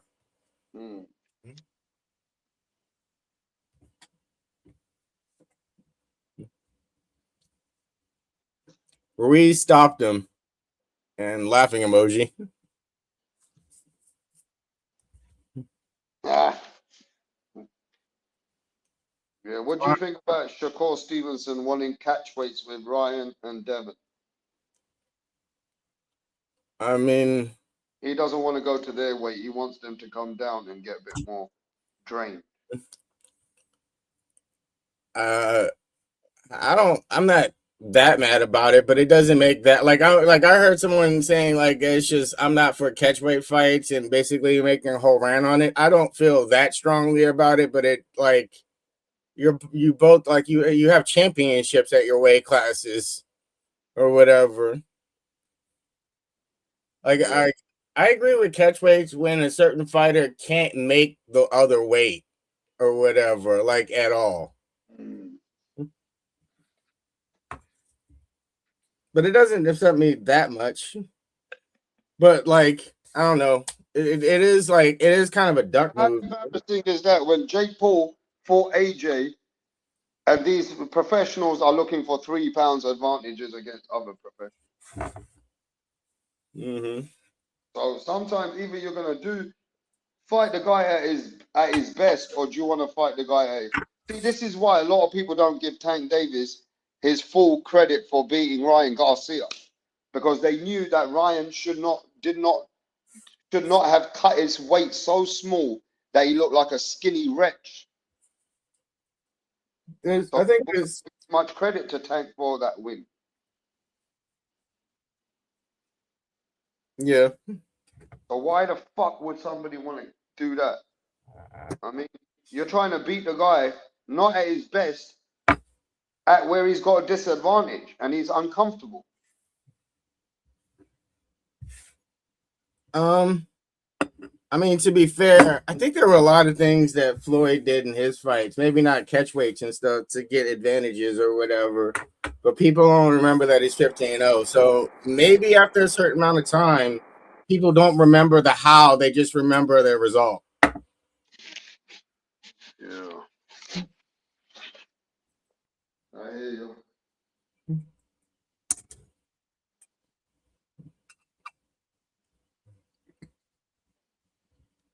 I mean, these are the best fighters that we got today, man. Shakur. Yeah. Boots. Right now, bro. Castro, what's up? Rapstar, what's going on? Salute to you. Jay, what up? What's up, man? Oh, boxing in a standstill, man. Yeah, maybe, but I mean, right now you got to remember, there's always every year we have this situation where 1 month it's dead like a piece, and then after another 4 months it gets quiet again. Always happens, bro. I mean, like 3 months, right? At least a quarter out of the year, it's all downtime. Usually, like Thursday, fucking December, and like 2 other months out of the year, at least 3 months are always dead. Or maybe they do this in boxing because they like to generate a certain pace and a certain money, where they want fans to stay a little hungry or something, bro. Oh, what's going on with you? No, I believe we should have been getting more fights. You know what's going on. I don't want to repeat myself, bro. People saying no, ducking fights, fluctuating in weight, all kinds of stuff. We're not getting the fights we're supposed to be getting, man. People denying rematches, people denying fights that are not worthy of rematches when clearly they are. It's got us up here in a standstill, repeating ourselves on these panels. I mean, but it is what it is, man. Thank God. Hey, thank God Shakur called out Devin, I though. want you guys to look at this picture. Does everybody see this picture right now? Mm-hmm. Okay, these are all the world champions that we have right now. Okay, majority world champions, right? Which are the two weakest champions out of that list, that picture? That's hard for me to say. I don't know. I don't know every single face in this picture. Okay, well, I can tell you. What two people do you think, or three fighters will lose their belts on that picture? Go ahead, Castro. Okay, I'm gonna say, since you called on me first, who's that right there in front of Bam? I don't recognize that guy, so I'm gonna say him. Where? Right there in front of Bam, the Caucasian guy right there in front of Bam at the top, second one down, so to speak. I'm gonna say him because I don't know who he is. I've never seen his face before. Somebody, bro. Is he Argentinian? I don't know. And there, I think Matias is in there still too, or is that Charlo? Where? There's no Charlo. No, that's Matias. No Anyhow, I'll say Matias and that guy under Bam, but if that's not Matias, I'll pick somebody else real quick. No, you know what? This may be a little outdated rap. No disrespect, but because what's his name still on Janabek's on there too, right by the Caucasian guy. I think he got stripped. Yeah, Janabek has been stripped, so this is before that. Oh Yeah. That's before. Oh, Matias in too, but yeah. Shit. So you don't want to put Robert Smith in there. Damn it, my bad, bro. I hate to be the one that go first and point that out, but yeah, it is what it is. I'd say the first person to lose it that's going to lose his belt is Xander because he's about to fight Boots. No. That's Xander next to Boots, right?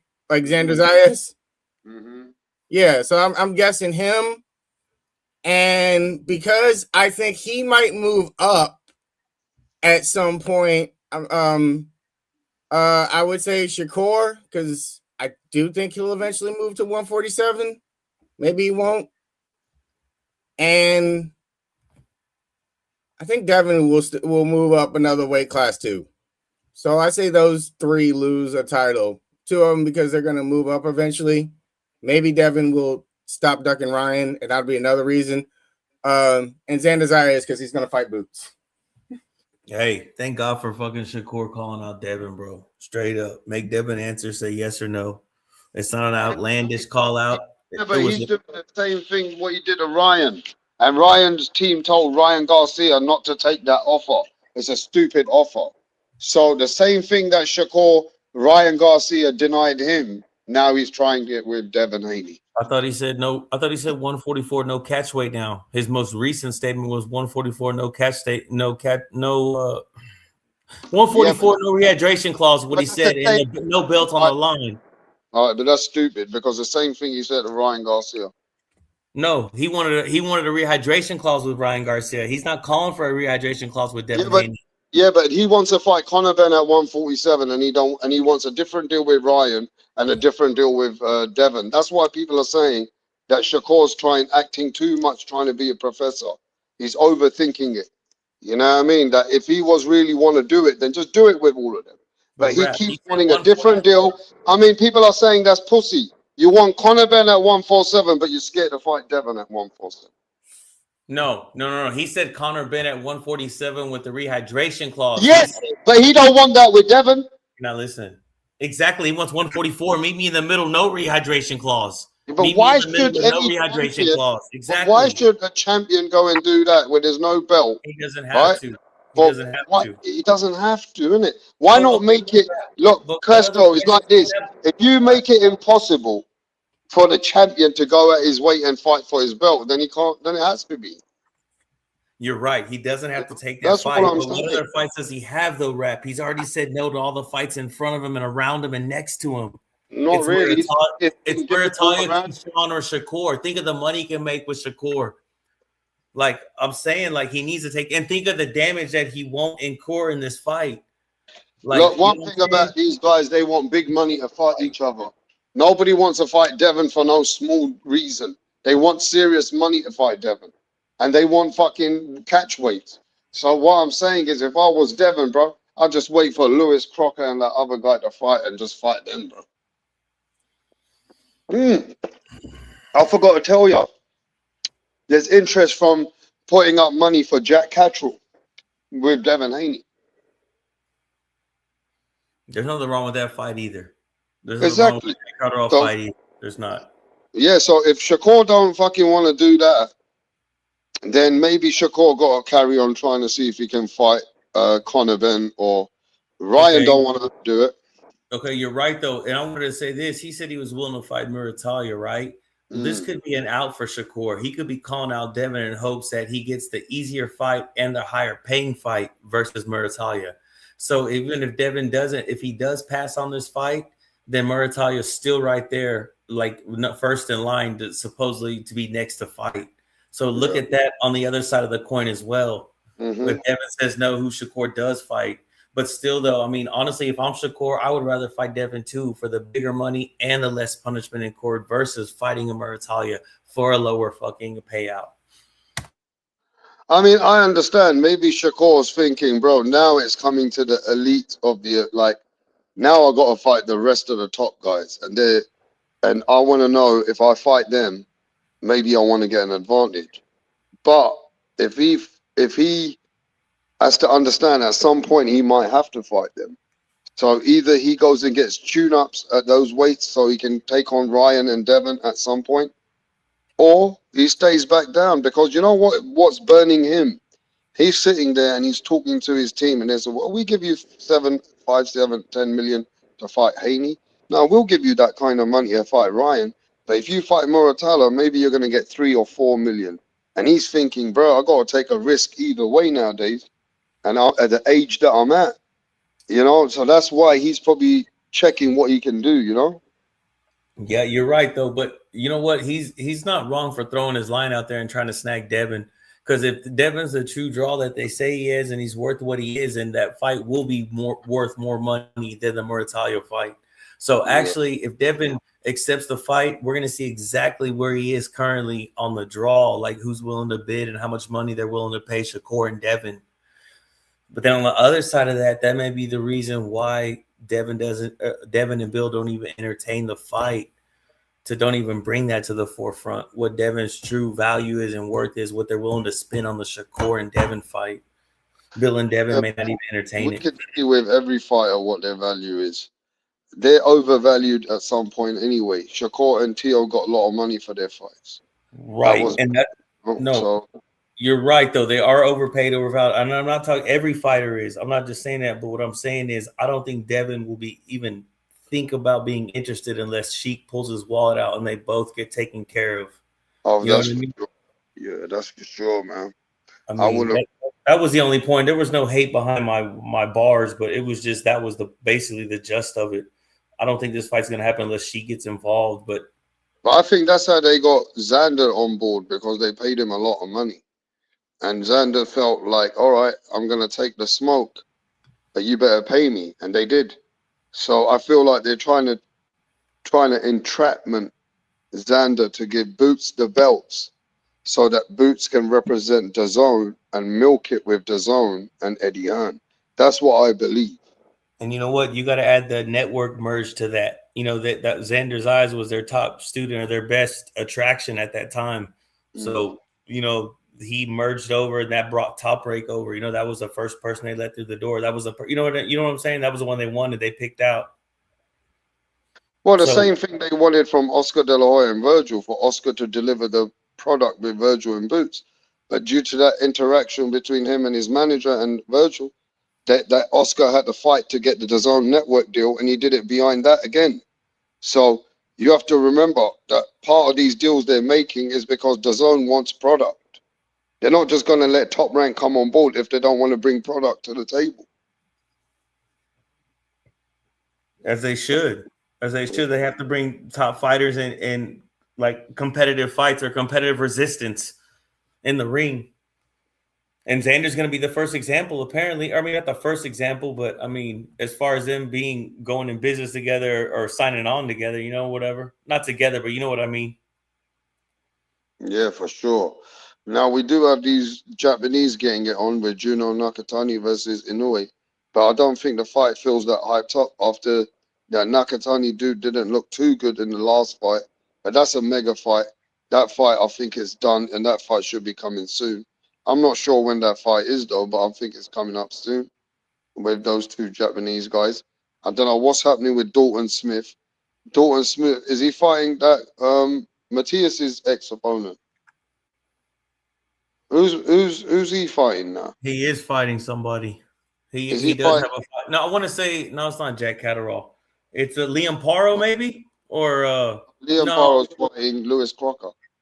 Okay, it's somebody else. So he does have a fight. Puello, he's fighting Puello, the guy that had a close fight. Oh shit. Dubriel Matias. He was promised that fight. Yes. Yeah. Hey, that's a tough fight right there. I think Puello's the toughest fight in that division, to be honest. The most dangerous fight. He's from He's dangerous. and he's committed to, man, I'm telling you, he took Matias down through there. I think he had Matias out on his feet on the 11th round, and I don't think Matias remembers the 12th round at all.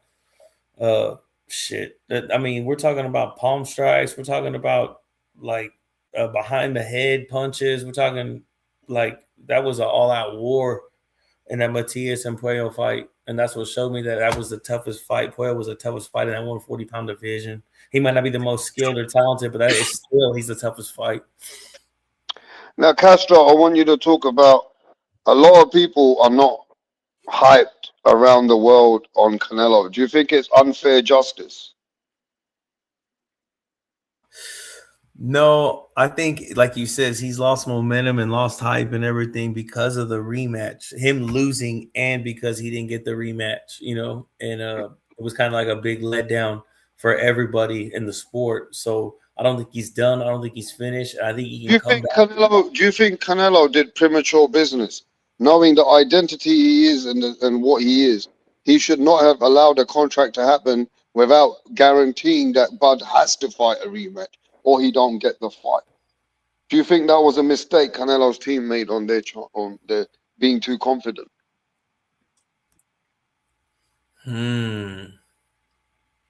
Because if you don't apply your rematch, you have to give up your half of your purse. Right. Yeah, there's contracts like that. I never thought about that aspect of it. I'd have to hear more details on it to see if, like, why didn't he? Like, I'd have to hear Canelo's answer first in order to say. Canelo's answer would probably be that he didn't think he would lose. Look, remember this, Castro. If you put that in your contract, psychologically, sometimes some fighters are already strong in their contract thinking we're going to win, right? But if you put that in your contract, then it also shows that you're second guessing maybe certain things. So that's why you're reshoring certain things in your business. I got my answer right here. Rematch unless announces retirement. Mm-hmm. You know what I mean? That could have been the detail. Yeah, but he didn't need to take the fight. I mean, look, let's not forget this. He did not need Bud Crawford. Bud Crawford needed that fight. So he could have easily changed the terms and told him, look, if you don't want to agree to those terms on the A side, then you don't need to fucking fight me. Go fight Virgil. Fuck you. You know what? It may. I mean, you could call it that. Canelo's fucking negligence or his misstep not having the rematch in there. You can call it that. You can call it that, but I don't know. I'd have to hear more, ponder on it a little more. I never thought about that. You know, why didn't Canelo demand, or why didn't the rematch be brought to the forefront? Or if it was in the clause, what were the stipulations? Was it, a rematch is done unless Bud retires, or as long as he has a boxing sanctioning license?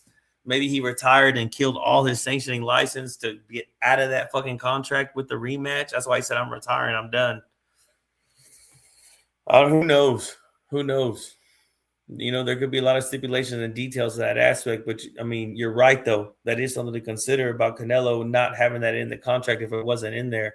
So how can you even cry about it? Or how can anybody bitch and moan and groan about it now? Because you knew the other motherfucker was telling you I'm going to retire after this. He was hinting that. So if he was hinting that, then you guys should have known your business better. Unless you're going to let him fucking fly away, beat you. And if he does beat you, you know he ain't going to stop you. But if he beats you by a couple of rounds, you just sold yourself in that situation. So you knew what was going to happen.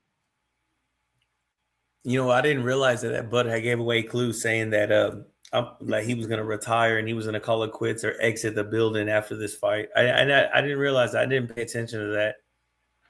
Yeah, but you know, these are things that people got to realize that is you know, Canelo Alvarez said after that he would have liked to have the rematch now. Well, you should have thought about that, Canelo, with your team, bro. Now you're talking about it because you feel like you've been hard done by. Bruh, the only person who's been hard done by is that you should have performed. Yeah, Canelo, it isn't as bad as the fight looks. Canelo did win rounds. But in the championship rounds, Canelo did not fucking dominate this guy. He should not have allowed this guy to fucking dominate him in certain rounds. The point of it is, Canelo Alvarez, did he take the wrong fight at the wrong time? Knowing he came out looking like shit against William Skull? He could have took Jake Paul and then came back to reassess what's in the market. But he went to the Saudi Arabians and thought, wow, they're giving me this much money. I don't think Bud's going to be that difficult, right? I think I'll dominate him from my size. But, you know, that's why it don't look good. I don't think he took it at the wrong time. I think he just never looked behind him. He never looked in the rear view. He was only paying attention to what was in front of him and who was next to him. And I don't think it was kind of like, you know, Bivol and Better Beef.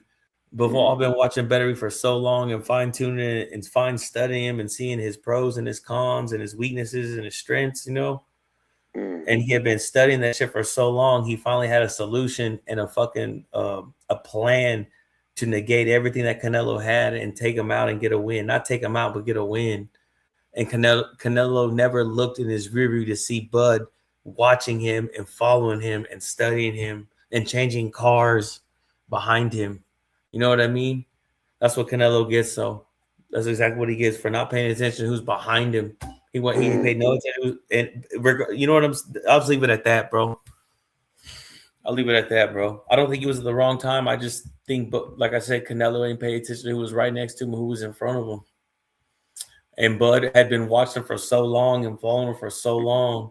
He fine-tuned the plan with his off-the-chart intelligence and instincts and got the job done by 14 punches. Yeah, no fighter is going to say no for 150 million right now. Yep. Hey, real quick, what about, okay, they offered Bud 150 million for the rematch and they offered and paid somebody else. They didn't offer about 150 million. Okay, excuse me, Bud asked for 150 million. They neglected to pay him that, and then on the very next card, they paid that fighter 150 million, and it wasn't Canelo. It was somebody else, but she kind of did that to show, look, I had the money, but no, I paid you 80 or 50 or what? No, he paid him 50. I'll pay you 100 for it. He paid him 50. He paid Bud 50. And Sheik was willing to pay 100, but fucking Bud said 150. And the Sheik said, nah, whatever. Or I don't even think she replied. But then on the very next card, there was a fighter on there that got 150. It had to be Usyk. It had to have been Usyk. I think it was Usyk. I honestly think Bud was like... It was Usyk, rap. It was Usyk or Fury. I think it was Usyk, but I know for a fact, I remember saying that out loud to myself over here where I seen it. I think that Bud didn't really care. I think he was like sitting there negotiating, like, I'm gonna get 150 or I'm just gonna retire. I'm smart with my money. I don't need to keep fighting. No, I think because I think if he'd have got the 150, he'd have kept fighting, but I still think he would have retired right after that. I just think he is like at the point where he is financially so strong in his own mind that he's got happy with what money he has. That he can be like, look, Give me 150 because I can leave it. You walk away from me, I'm perfectly fine with going home. I can retire and be fine with my career. But you know what? I mean, You know what? you know What? that My Canelo was sitting he at said home, he. bro. Go ahead. You Go guys ahead, Rat. not listening, bro. Canelo was sitting at home watching the TV with his arm bandaged up, and he saw an opportunity. What happened is Terence Crawford was sitting at home and saw an opportunity. When Canelo came up on the first interview, he said, "I would do a rematch." Right there, Crawford had 100 million in his pocket if he wanted it, right? Because now Canelo opened the door to say, now Bud Crawford could have trapped Canelo. Say, yo, did Canelo just say that? Okay, everybody heard that, right? In the world that Canelo said that? All right, give me my money. I'm coming back for your rematch. Canelo would have had to back it now because Canelo said it. That would it. So Canelo opened the door for Bud for one more opportunity, but Bud decided not to talk about it. So it's too I late hear. now. It's too late I because hear that, but look, I hear that, Rep. But I wanted to say this: Bud had fucking already said he was going to retire, he and did, then he did. requested the 150 mil, and Mm. then requested 150 mil, and then said, "No, I'm retiring." So he could have been freestyling the 150. He could have already made it clear I'm retiring, and just said he wanted 150 mil. Yeah, but like Jay said, he Harp was on this he was. forever. But Jay said he was trying to put it out there to see who bites. Maybe everybody has a price. You got to remember that. Sometimes you might. What was the reply on that rap? I mean, not that we have to look it up right now, but we need to know the reply on that. When Bud said, "Yeah, pay me 150 and I'll come back," what was the official reply?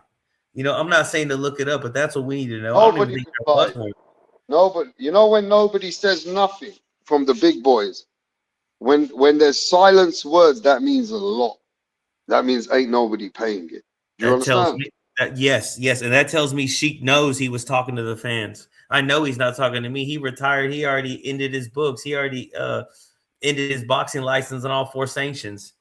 That's what that tells you. If there was no reply, I don't know. I'm just saying.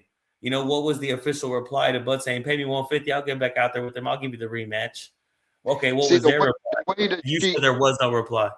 I see mean, the but I way still you argue don't that he understand, made a lot bro.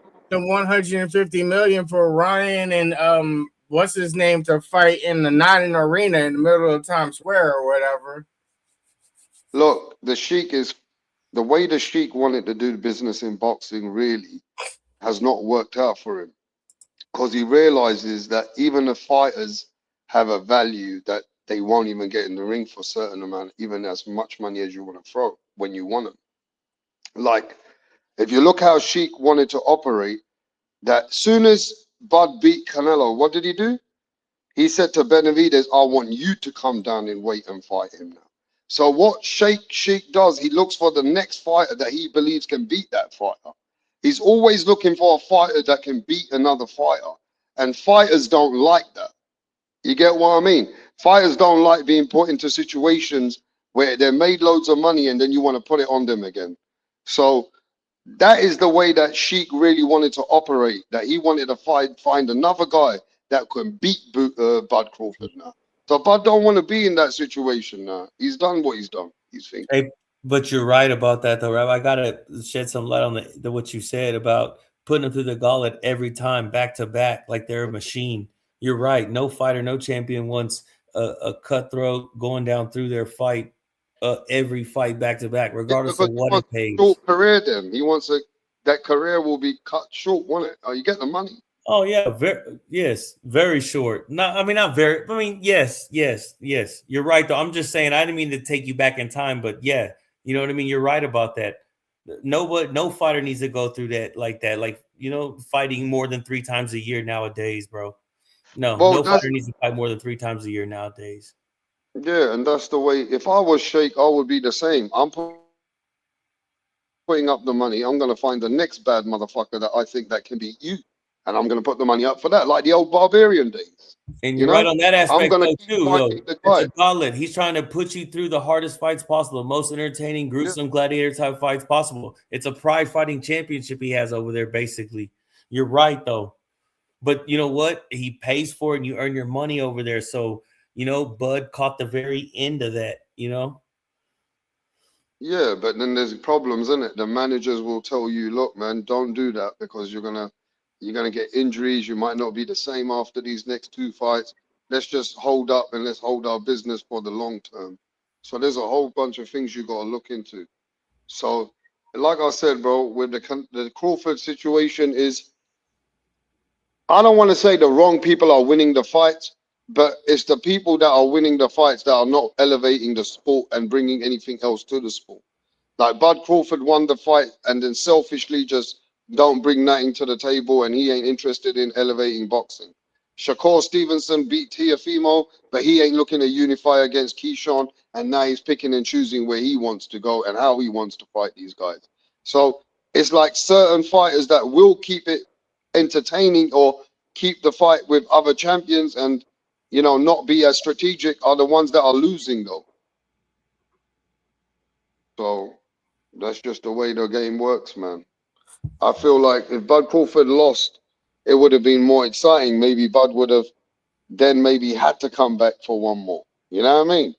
No, I feel no, like no. The right man won on the night. The right man won on the night. He had right on his side and everything. The right man won on the night, but he should have honored the rematch like he honored everything else throughout the whole ordeal and just after the fight at the press conference. I That's it. And you know what? He's not obligated or entitled to do so. I'm just saying, as a fan and a speaker for the sport of boxing in the YTBC, we needed that rematch, bro. I Let Bud blow him out. If it was a walk in the park, let Bud come back and knock out Canelo then.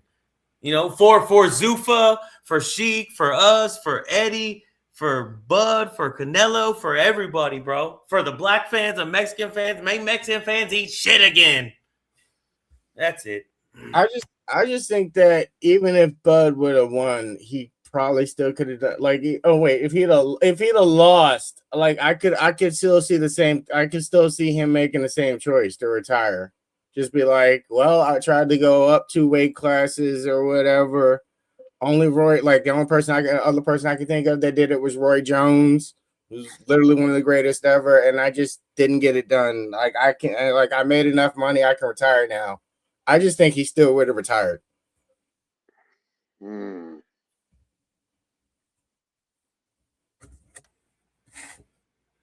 It's all good.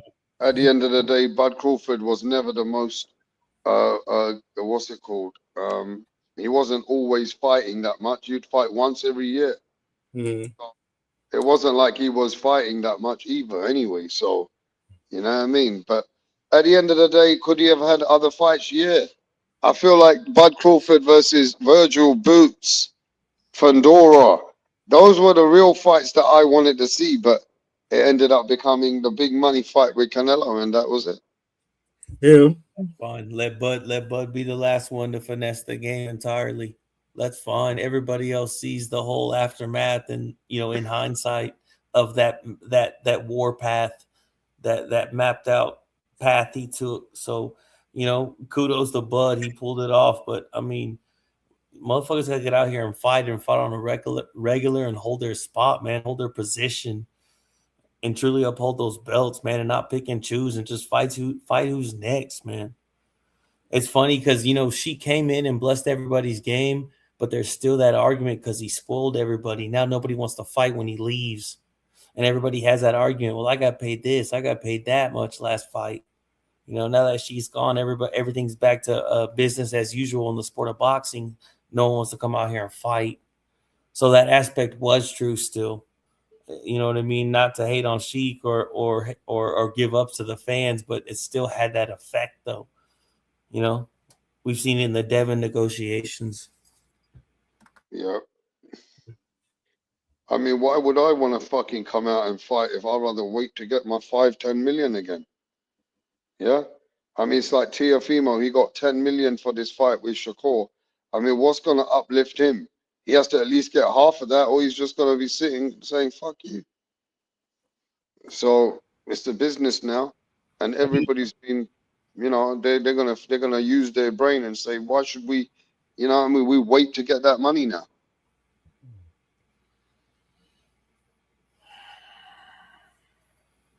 Yeah, boxing's in a standstill, bro. For real. It's just in a standstill. It is We got people like Kid Austin wanting 10 million to fight. Yeah, even the young boys are asking for such big money, bro. This is money business more than legacy now, bro. Yeah. Yeah, this is not just about legacy, bro. Everybody wants the Ryan Garcia money. You get me? Everybody wants that money now, the Ryan Garcia money, bro. But see, when fighters like Ryan and all these guys, now look at Conor Ben got 15 million. How do you think some of these guys are gonna be sitting there saying, "Fuck, bro"? It makes people jealous, innit? Fighters must be feeling jealous. I mean, Yeah, it's just business, innit? They're gonna be feeling that way. No, it's getting out of your comfort zone. It's want to take chances and risk. Want to get out of your, you know what I mean? That's what it is. It's the confidence to be able to compete on the battlefield entirely in the business of boxing. People Yeah, but are real everybody, hesitant nowadays bro. to slide over and get outside of their bounds, get outside of their boundaries, and fight and punch on other platforms. Out of on the B side, when Devin's sake, out of PBC Studios with Tank's sake, out of Philadelphia with Boots' sake, just put some examples. It's just let them benefit. Let Regis benefit from fucking getting paid and going over to Zuber. Let Connor fucking benefit from that too. They're willing to take a chance. In business, was it great risk take great rewards, or great risk bring great rewards, or whatever? However you want to say it, you can say it back and forth. I mean, he's just willing to get out of their fucking comfort zone, bro, and compete. I mean, that's what it is. That's what it boils down to. That's what I see. I mean, shit. I want to say this real too, though, about the Conor and Regis fight. I think what saved Regis from not going down was the extra weight in the 10-ounce gloves. I know those gloves were not 8-ounce gloves. It was a 10-ounce glove fight, yeah. Yep. I think the extra weight and the 10-ounce gloves, and Regis realizing he could get hurt in this fight, he stood up and rose. Whether he was injured or not doesn't matter. He still had it on his mind every day when he trained. I can get hurt in this fight. Conor Ben is a threat. With Devin, that wasn't the case. Fucking Regis probably didn't get up for Devin. He thought he could naturally beat him. He thought he was fighting a tennis player. But then on the other end, Devin trained for the fight of his life. So you know what I'm saying? I think early on, a lot of people underestimated Devin for his punching power, and that's where they made a mistake. I don't think so. You got to remember, a lot of people were making these narratives, and because Devin wasn't putting people out, they said, "Look, we know we can take his punches, is what we bring to the table." But when they actually got into the ring with him, they realized he's actually got honest, decent power.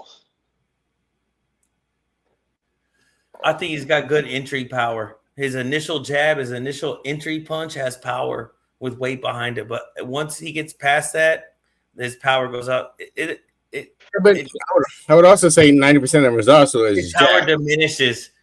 His power diminishes. But I would also say if that's the case, but like the way Devin fights, he jabs at 70% of his arsenal or whatever. So like, hey, real quick, I want to say this.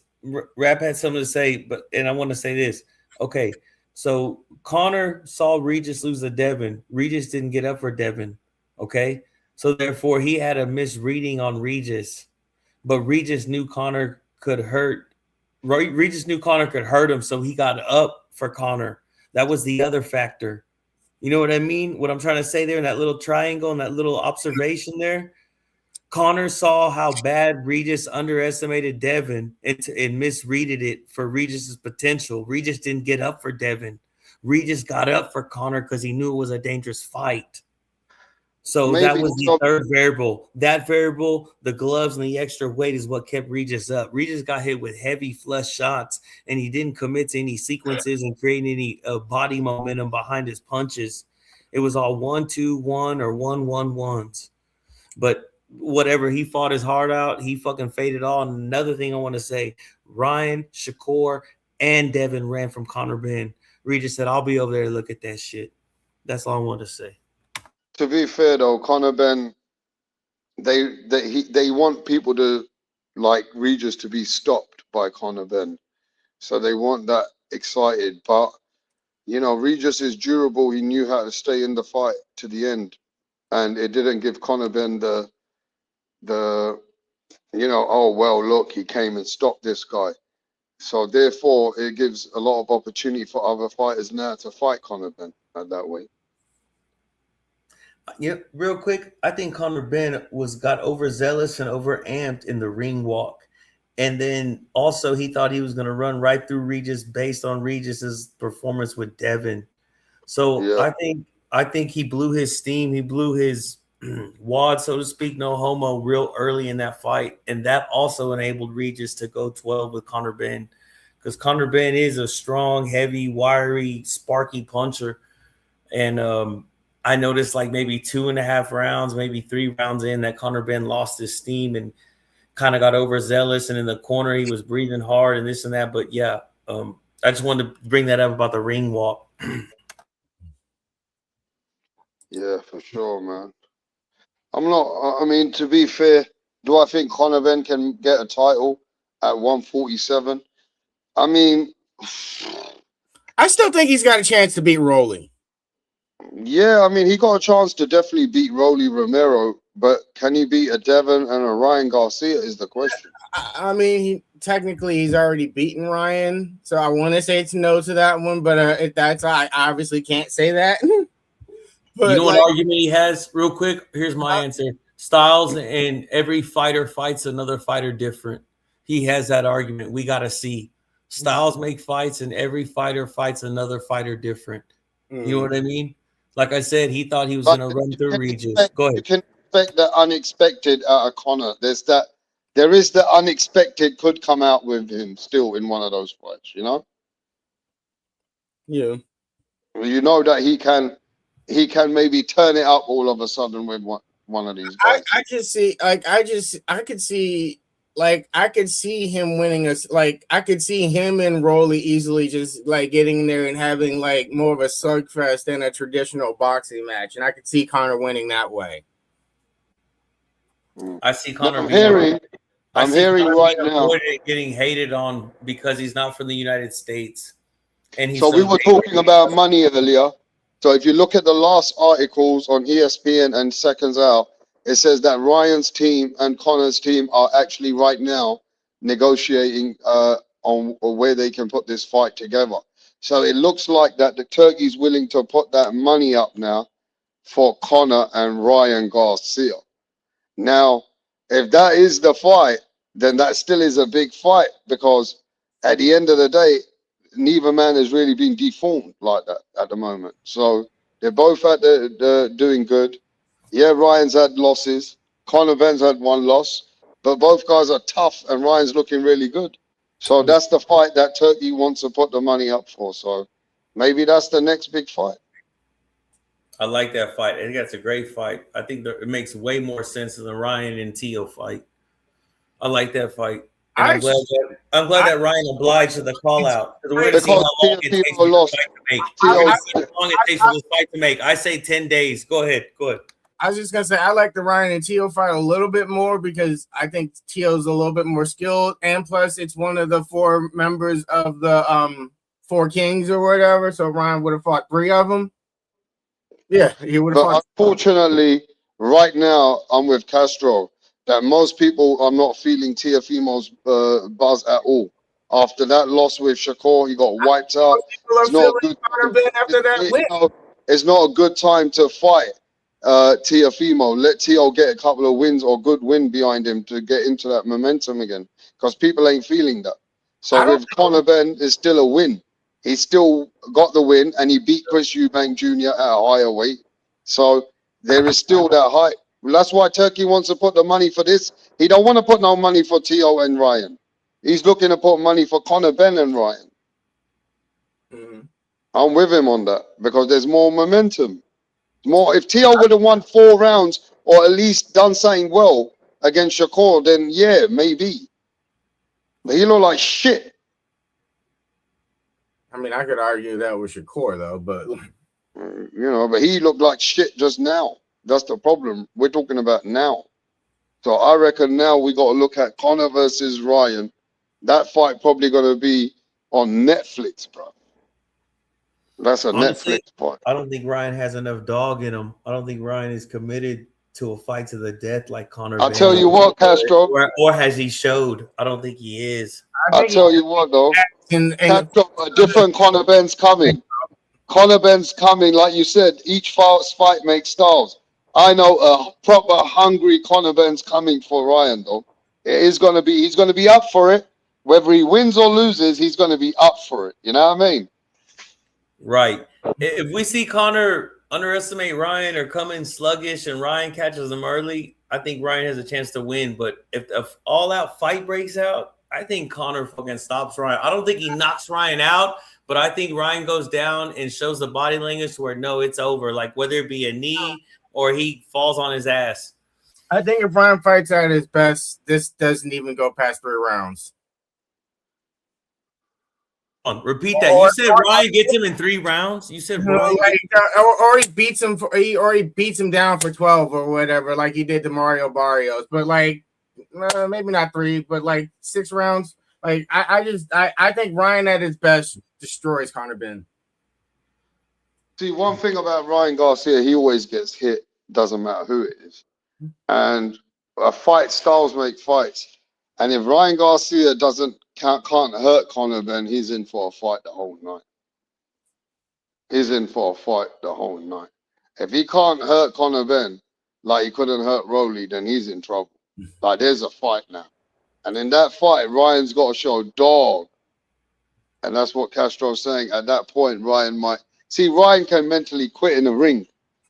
You know what I mean? He's like that. If he doesn't get his way with you, he'll fucking mentally just quit. I've seen Ryan show dog before. I thought he showed it in the Lou fight, getting up from the knockdown. I thought he showed it in the who was Richardson Hitchens about the fight on like the Netflix? Duarte. Huh? Duarte. Yeah, Oscar. Yeah, when he fought Oscar Duarte, I thought he showed grit and shit or whatever. Like Ryan's got grit, but Castro's right. If Ryan don't like pressure when it don't go his way. I just don't think Ryan's heavy enough to have an effect on Conor Ben. And yes, Ryan is fast and quick, but I just don't see him having enough to stand under what Conor Ben has pushed out or whatCer Ben has been, what he's resisted. He's resisted with Eubanks Jr. and bigger people. Yes, the flashiness, the quickness, and the speed that Ryan has, but when it comes down to it, Ryan's still kind of light in the ass, at 147 or 140. It's not like he's going 154 and he gets to bulk up like Regis did. I mean, I don't know, man. I'm glad Ryan's game to take the fight, and it is going to be a good fight. But they're going to pay Ryan big money for this fight, bro, and they're going to pay Conor Ben big money. Ryan don't say no to big business. You're fucking right, bro. Listen, real quick on some real ass shit. You got the biggest seat seller from the UK, and then you got the biggest fucking pay-per-view or seat seller from the United States. Yeah, it's big. Now, besides Canelo. And that's another unfortunate thing for Tio, that Conor Ben is much bigger seller than a Teofimo. That's the situation we're at. I mean, it's a good fight, man. I like the hype. I think it'll be a good fight for Ryan as well, because ain't nobody ever fucking stopped Conor Ben. Honestly, you know what I mean? Okay, you know what? The question is okay, if you have this fight in the UK, does that bring more money selling it in the UK? Oh, or does UK it bring would more money selling it in the United States? Ryan Garcia, we're talking about Ryan Garcia. Ryan Garcia ain't coming to UK to fight no Conor Ben. He ain't coming to here. We got to go to there. I would guess Vegas for this fight, but it also could be New York or something. But regardless, it's gonna make money and max out. Whether they fight in Vegas, over here in the States or whatever, or they fight in the UK, it's gonna max out. But I'm just saying, what would be the better bottom line? The 60 or 80,000 in UK, or the 50 or 65 in the United States with Ryan's crowd? You know what I mean? That's the dilemma. That's the fucking bowl you're in. I mean, it not necessarily like because like Rap said, Ryan's not gonna go to the UK and fight him. If he says he is, then that's the dilemma. Okay, on the He ain't bottom doing line, that. is the bottom line going to be bigger in the UK, or is the bottom line going to be bigger in the I United mean, States? what I would do if I was Conor Ben, I would make a contract with Ryan that we make a fight in Vegas and then we make the rematch in England. You put that in the That'd be, contract. yeah, You're that'd be exactly right, massive. Rap. Put that in the contract. That's the way. If I'm gonna do Ryan Garcia, I want a rematch. I want a trilogy. We don't need nobody else. We just need each other right now. And all we need to do is capture this business and make a cool 50, 30, 40, 50 million each out of Rap, it by you the time just we finish. broke the bank, bro. You're going to cash in on both locations regardless. Both You broke the locations. bank. You 2-for-1 did on that one. If you put it in the contract that, you know what, okay, let's do a rematch. So, but regardless of where we fight first, we got to fight in the other man's territory. You know what I mean? Unless you Take say it no. to Vegas first, and we go to Wembley, United Kingdom, Right, 100,000 people. right. And they cash in. Fuck. You're fucking right. That'd be the best approach to take on that fight. I mean, to be fair though, Ryan and these guys, man, they're in a really, really good position right now. They're sitting back and they're licking their lips, thinking we take a couple of the right fights, couple of rematches, bro. We made money for our great children's great children. You know what I mean? Right? So these guys are in pole position right now. Because they will max it out, though, Rap. I hate to interrupt you, but they will max it out. It's the biggest draws and pools in the UK and the United States outside of Canelo, bro. They will pull. They will fill. I mean, for real. Like, that's just crazy, man. How you said it. They get they get a 2-for-1, man. I don't need to harp on it anymore, man. And it's a good fight. It's a competitive fight. It's not a mismatch. There's bad blood. There's beef. There's been shit talked. Ryan obliged. And don't forget, after Ryan, even if Ryan wins 2-1, and it's a trilogy and makes all that money, Ryan Garcia has still got the fucking Devin Haney fucking trilogy still to come.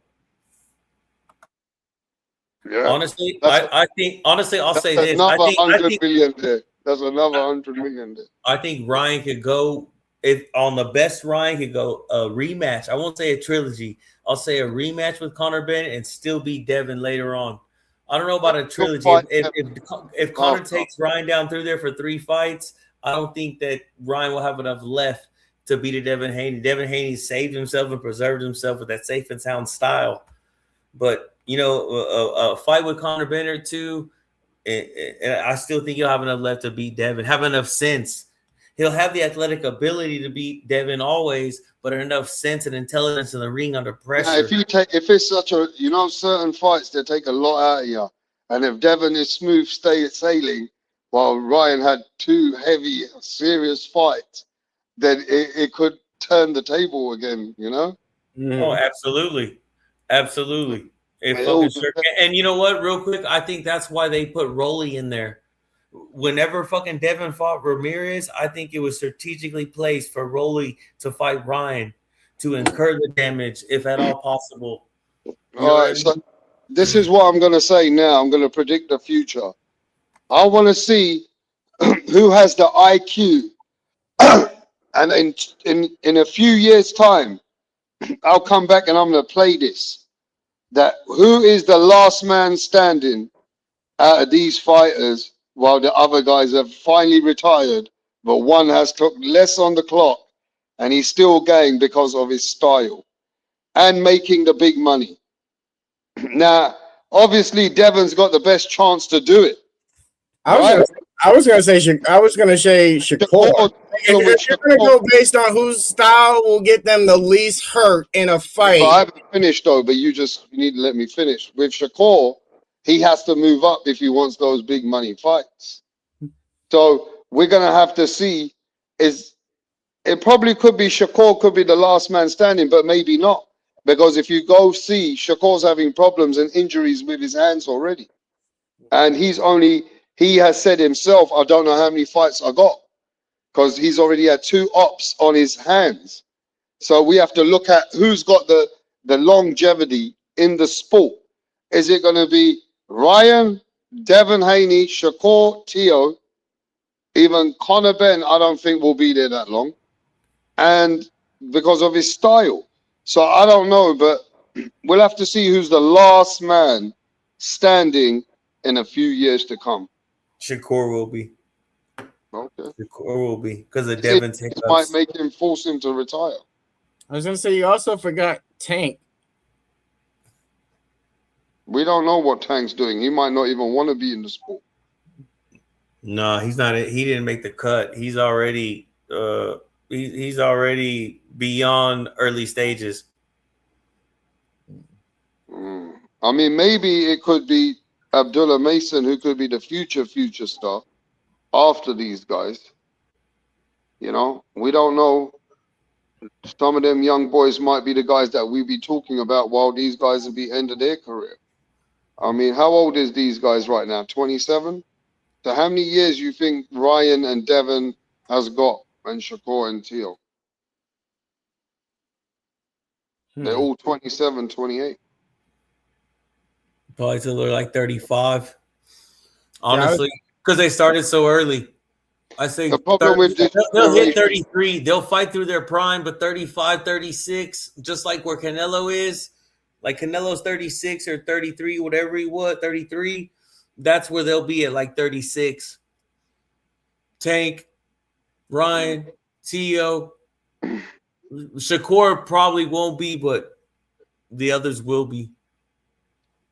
yeah. Xander, if he keeps having tough fights, he'll be on that same track. If he keeps going down through there every fight he has, he'll be on the same track. In a way, he's on that track. In a way, gets hit way too much. He's on that track. He's young, but I can't understand what he says, but I'm sure he's on that track.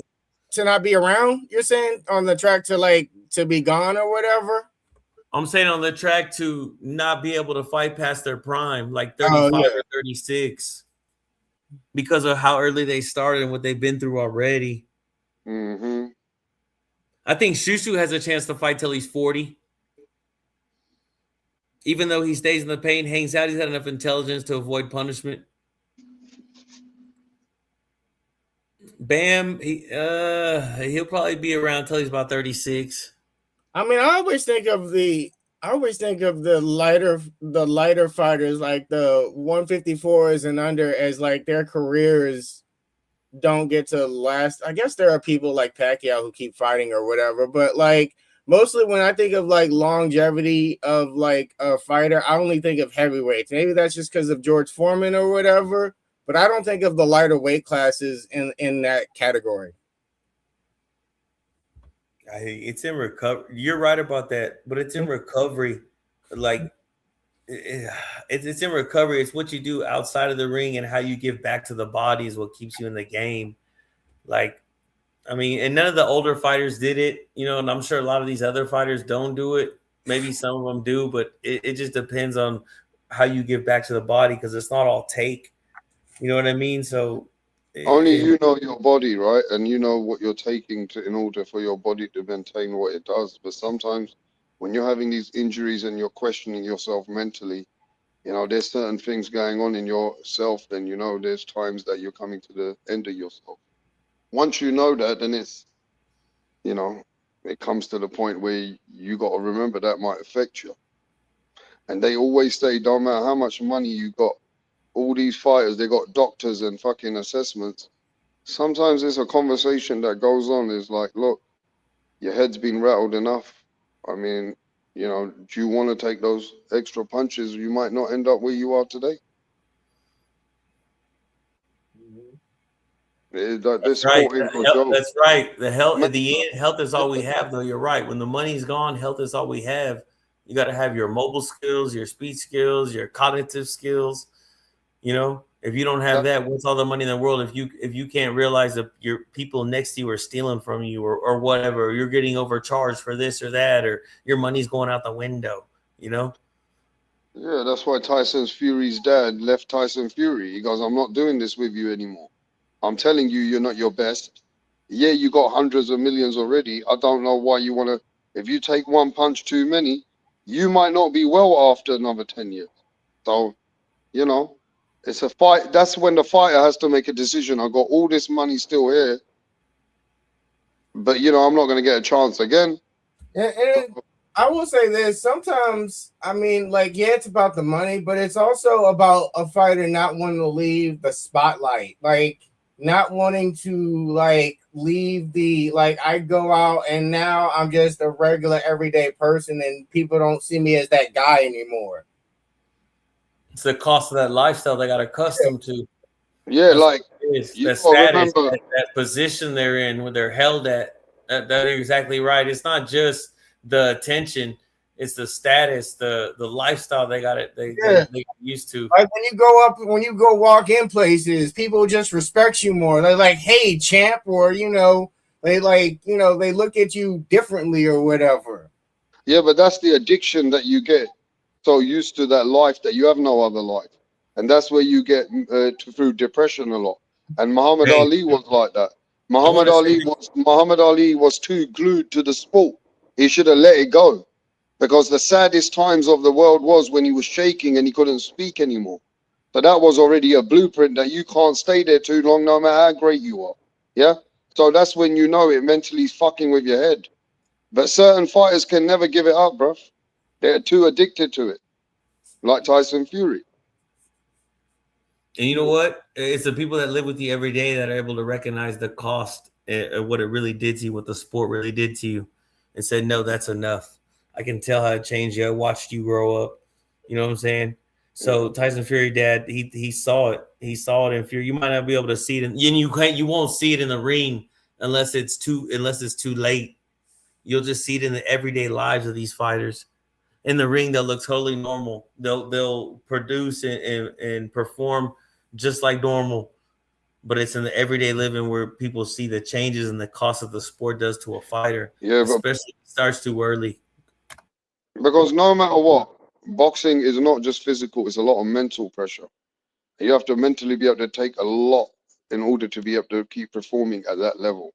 So you gotta remember, certain these fighters, they don't just physically break down, they're mentally fucking. It takes a lot, you know what I mean, to stay at that pace, stay at that level. Once you know you're second guessing yourself, it's hard to stay at that level. You're not that, and then you gotta stay for as long as you can. But you know, you gotta be smart, make enough money, and call it a day. Really, that's the way I see it. Boxing You're ain't gonna be forever once you're fucking damaged and you can't talk properly. Some of these fighters who took damage already, bro, you don't even know how they're feeling afterwards. Yeah, we see Jake Paul. You think Jake Paul, after those punches, yeah, I respect Jake Paul for even getting in the ring with these fighters. Because, you know, at the end of the day, we don't know what flashbacks. If Jake Paul tomorrow had got all that money and I'm hearing he's got something in his brain, or, you know, he's having headaches every other night, and you know, a lot of manic depression, and maybe I wouldn't want to be in Jake Paul's position, bro. I'll be happy where I am. So it all depends, man. Sometimes, you know, yeah, a lot of fighters they're all right, but some fighters their brain can't handle it, bro. Take too many punches, the brain's fucking leaking shit, bro. I know many fighters that are still fighting in boxing, even being told by doctors, look, you haven't got nothing serious, but there is a little tissue here. You know, we don't want that to get worse. You know, when you get scans in your brain, you see these little shades, but they tell you, you know, we don't want it to get worse. So we're just letting you know there's signs. You know what I mean? Yeah. So, you know, it depends how good your body can take. That's why fighters like Roberto Duran and these people are mad, bro. They were able to take punishment, and that's why they get a lot of respect. Hey, real But quick, since you said can't that, I take want to point this out. Even though Roberto Duran lost to the Kings, if you look at his faculties, he still had all his faculties more so than the other three. Sugar Ray, Hagler, and fucking Tommy Hearns, bro. To this day, like at the end there. So that just goes to show how much of a good fighter he was and how tough he was. You look at all the fights he had and he won and the fights he lost, and you look at the aftermath, the after effect, the long arm of the sport. Roberto Duran was still able to have conversations on the fly with fans and take pictures and stuff and make sense. I mean, The other three were kind of not, bro. I've seen. Hey, do you believe? Let me ask you this though, Jay. Leonard have The conversations. question though is in my mind right now, Jay, and then you can go. Do you think that there's all these, like, we are all different types of human beings, yeah? We got different bone density. Do you think that if I take a punch, Castro takes a punch, and Jay takes a punch, each person, how we absorb that pain is totally different, even if we're three different human beings with the same skull? Certain man can take a certain amount of punishment. Another person can feel that punishment way worse than the other guy. And whereas another guy's tissue is weaker than another guy's tissue, it's all to do with bone density as well, isn't it? And what you did as a kid. Let's say I carried pots on my head as a kid. You know, let's say my, you know what I'm saying? Let's say I did some type of work with my neck or my head or something. Or let's say I ate nothing but fish and stuff from the ground, and you ate fast food, or vice versa. It just so many variables that go into that, and the final factor of that. You know what I mean? What you did as a kid, what you ate as a kid, the trauma you took as a kid, the resiliency you had to have as a kid. So you're right. All of us will be affected differently by that punch by the same human. You know what I mean? You're right. I was just gonna say, Even if we were the same weight, even if we were the same weight, even if we were all the same weight, we still all would be affected differently by that punch. I was just gonna say, I've seen Sugar Ray Leonard, like, I don't know, a few years ago, talk to Mike Tyson. I've seen him in like Instagram, like he still has his faculties or whatever. Yeah, Like he speaks really well. he He still still hasn't been damaged that much at all. yeah. I just No, he hasn't. Thomas Hitman Hearns has. He can't speak properly anymore. His speech therapy is gone. is Hagler still alive? No, he died some years ago. Hagler died. Yeah. Yeah. I mean, Hey, real Roberto quick, on a Duran. positive note, I want to say this though: if you're gonna put your kids in boxing, make sure it's a no sparring gym, bro. Like they shouldn't be sparring until they're at least 16 or maybe even 18. Let the body heal, let it develop before you start putting punishment on it. Before you start putting that brutal punishment on that has to fight through. Let it blossom, let it grow, let it shine. Let it develop before you start incurring punishment on it. On a serious note, I don't want to deter people listening away from boxing, but honestly, in all honesty, on my time on this earth, have a no sparring gym until they're 16 or 18. That's all you can do. I'm just questioning, because I think that, like, if I look at all the people that I think were great fighters, I don't think they did that. Like, I don't think Floyd Jr. was like waiting until 16 until he had his first sparring match. Like, I think you kind of need to, like, if you're going to start training and be like a boxer and start being a boxer at 6 that wants to be like a world champion when they're 21 and one of the greatest of all time, I kind of think you need the practice from like the earliest age and to build up the experience until you get to the pros and shit. Like, I mean, you're kind of right about that. Some of the best boxers ever, like the Nassim Hamids, the Floyds, and all these guys, Oscar De La Hoya, they were all sparring from age of 10, 11, 12, 13, but with head guards. After they got from 13, they let the head guards go because they know that they've done that much, that their ability is there so that they can do it. But I feel like that's a decision within the, it takes a certain kind of a breed that knows that their kids are got that from a young age, that they're able to know that they can trust the process now, that they can take certain absorb, because they have to be able to take certain punches so they get used to it until they get to know that they're at a better stage. You know what I think, real quick, Rap? I think the business kept the sport alive and the greed of money. Because if you think about when boxing started and then football started, we didn't have this technology about head trauma and the long-term effects of impact sports. So, like, I think, that's more or less where greed and money comes into play. Not necessarily not what's right, but what makes money. You know what I mean? And like, kind of like inflation has came and the wages have not excelled or increased with inflation. It's kind of the same thing with boxing. Like, the science behind it and the effects behind it have excelled, but it's still barbaric or gladiator like. It's still stuck in the past, so to speak, 50 years, 40 years, you know what I mean? Just because it makes money and generates money and has greed there. Like, I don't know. I just wanted to say that I blasted off on y'all, but it is what it is. Yeah, man. I don't know, man. I don't even know if the children today are looking up to boxing like when we were kids, man. I feel like kids today are looking up to different things, bro. And whereas now, if you want to be in boxing, you gotta have.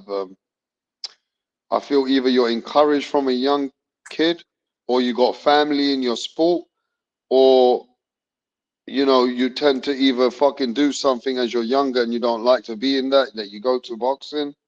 I don't know. I feel like today the kids have got a lot more opportunities to do so many more things than just do boxing as they grow.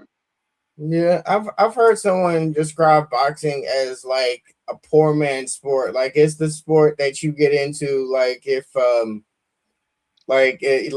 people who grow up in streets and like things like that, they get into it to get off of those things. Whereas like MMA is a sport that like it's college kids, because it's like those people have like wrestling backgrounds or whatever, like college wrestling backgrounds, a lot of them or whatever. So like the sport, like the people who come to the sports or whatever, just a lot of time come from two different like social classes, I think.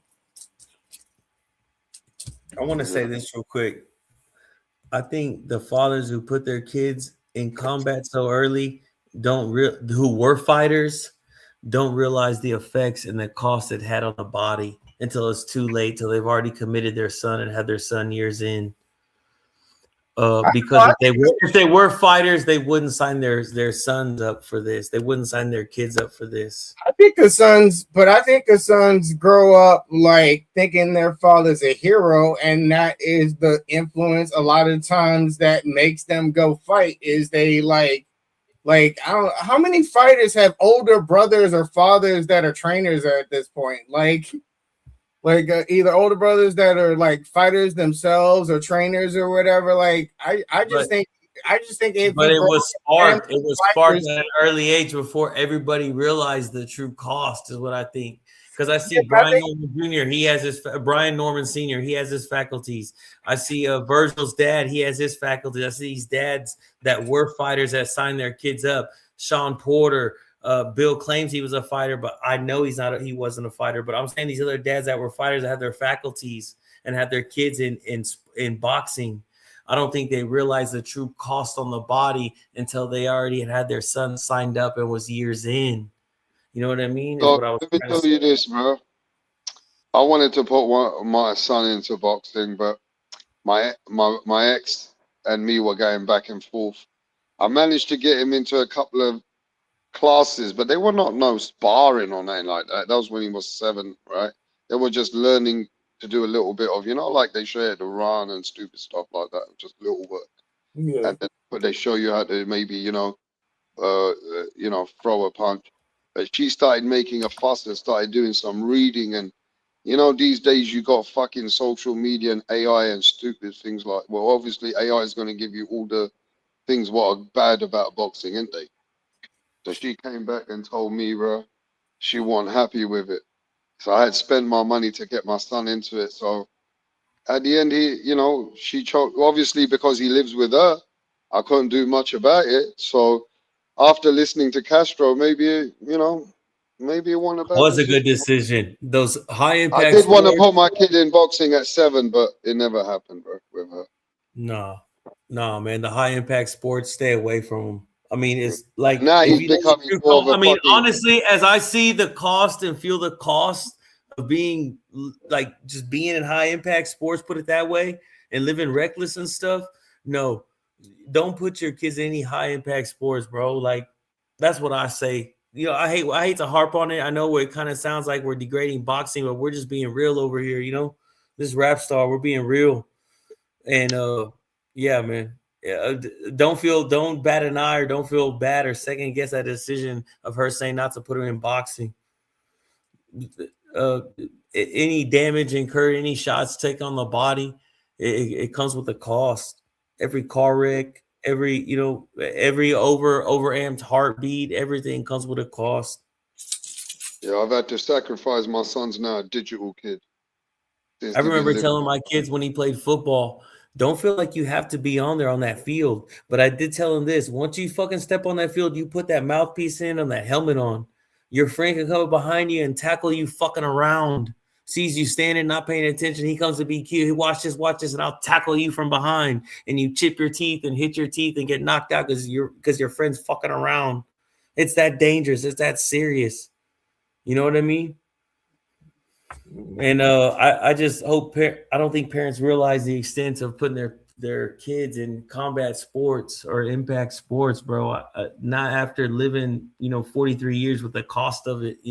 I just But even if So I let don't me want ask to you harp this: on it, but we're here. you think there's not?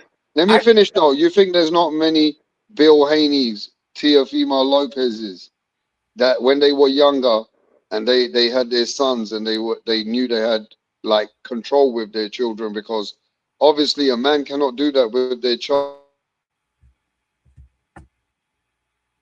A man can't do what with their child? Rat, you there? where you go? My shit glitched up. I missed like 3 words of that. Yeah, so did mine. Okay, I figured it was this little bullshit internet. And I forgot what I was gonna say. Damn. Yeah, man. I mean, I hate to deter people from boxing, but I'm just saying what it is, bro. And not just boxing, any impact sports, bro. I think people think of that when they think of boxing, though, because like, And real quick, hold on, I want to say this. In my age, the people who were older and lived with it didn't know what it was. They didn't realize that it came from football or boxing or whatever, or rugby. Yeah.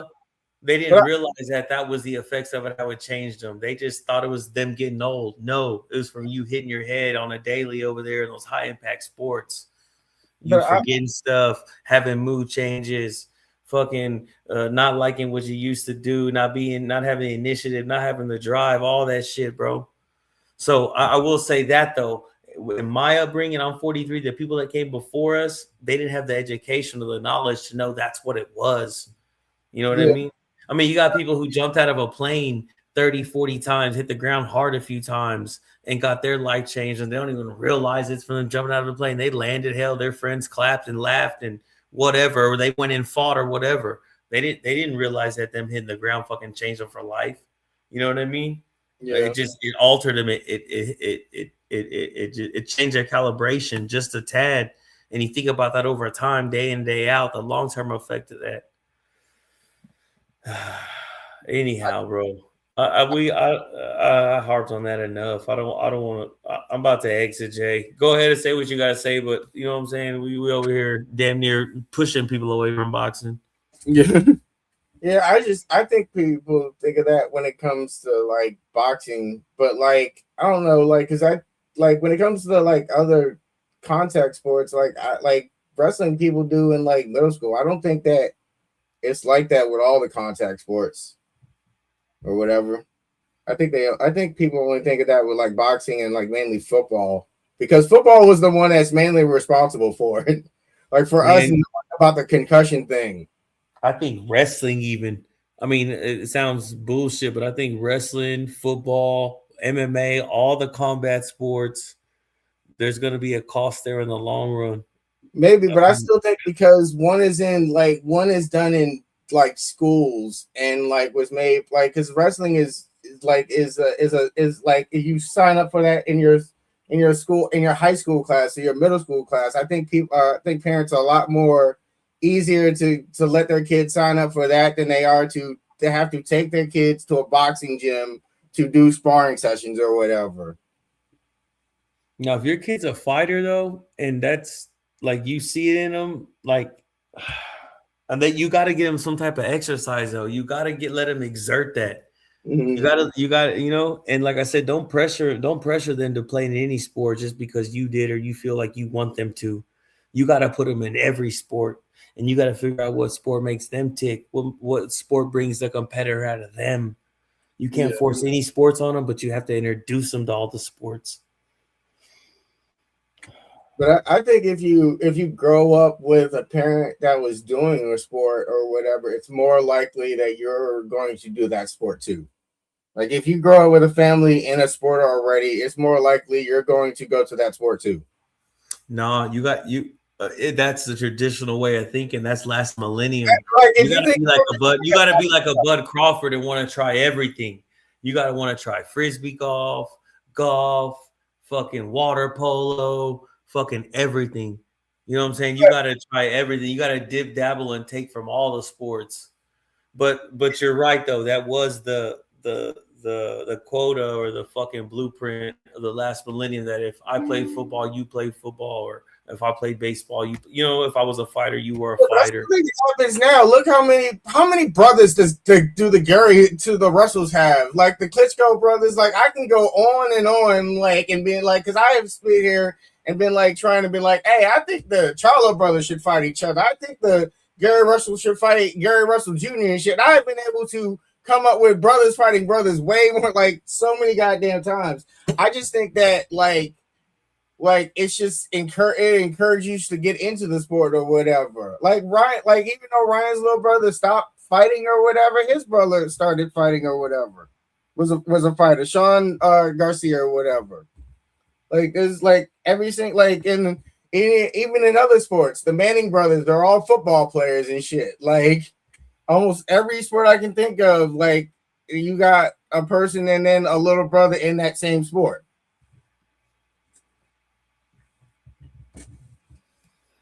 But yeah, I think I'm gonna get out of here because we're the only two left in the show. All right then. All right, man. Later. This rap star, y'all know what's going on. Y'all smash it like and so. Took it down through there with the head trauma. It didn't make sense, but it makes sense. I'm telling you, it does. I'm telling you, you want to get your kids into boxing and force them into boxing, you get them in the gym where there's no sparring. Let that brain develop. Let that maturity come through. Let that puberty hit. Let it develop fully without incurring any damage on the body or the brain.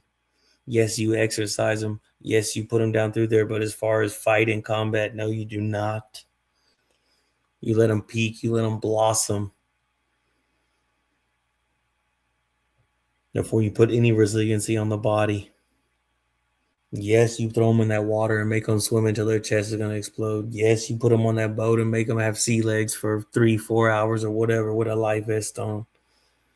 All that shit.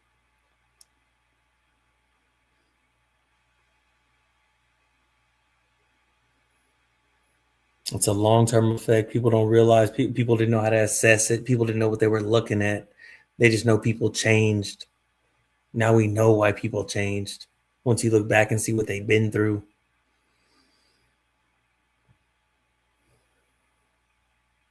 And the fighter does not belong on stage. Y'all can see that already. Too many things to consider.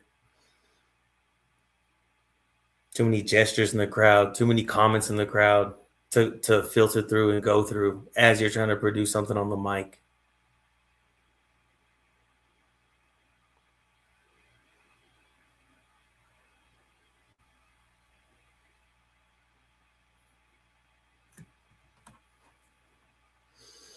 Enough about the cost of the sport. Y'all smash it like a sub. It's Rap Star. Y'all know what's going on. We about to exit. It's 6:25 in the morning Central Time. Catch us on a good day. We out.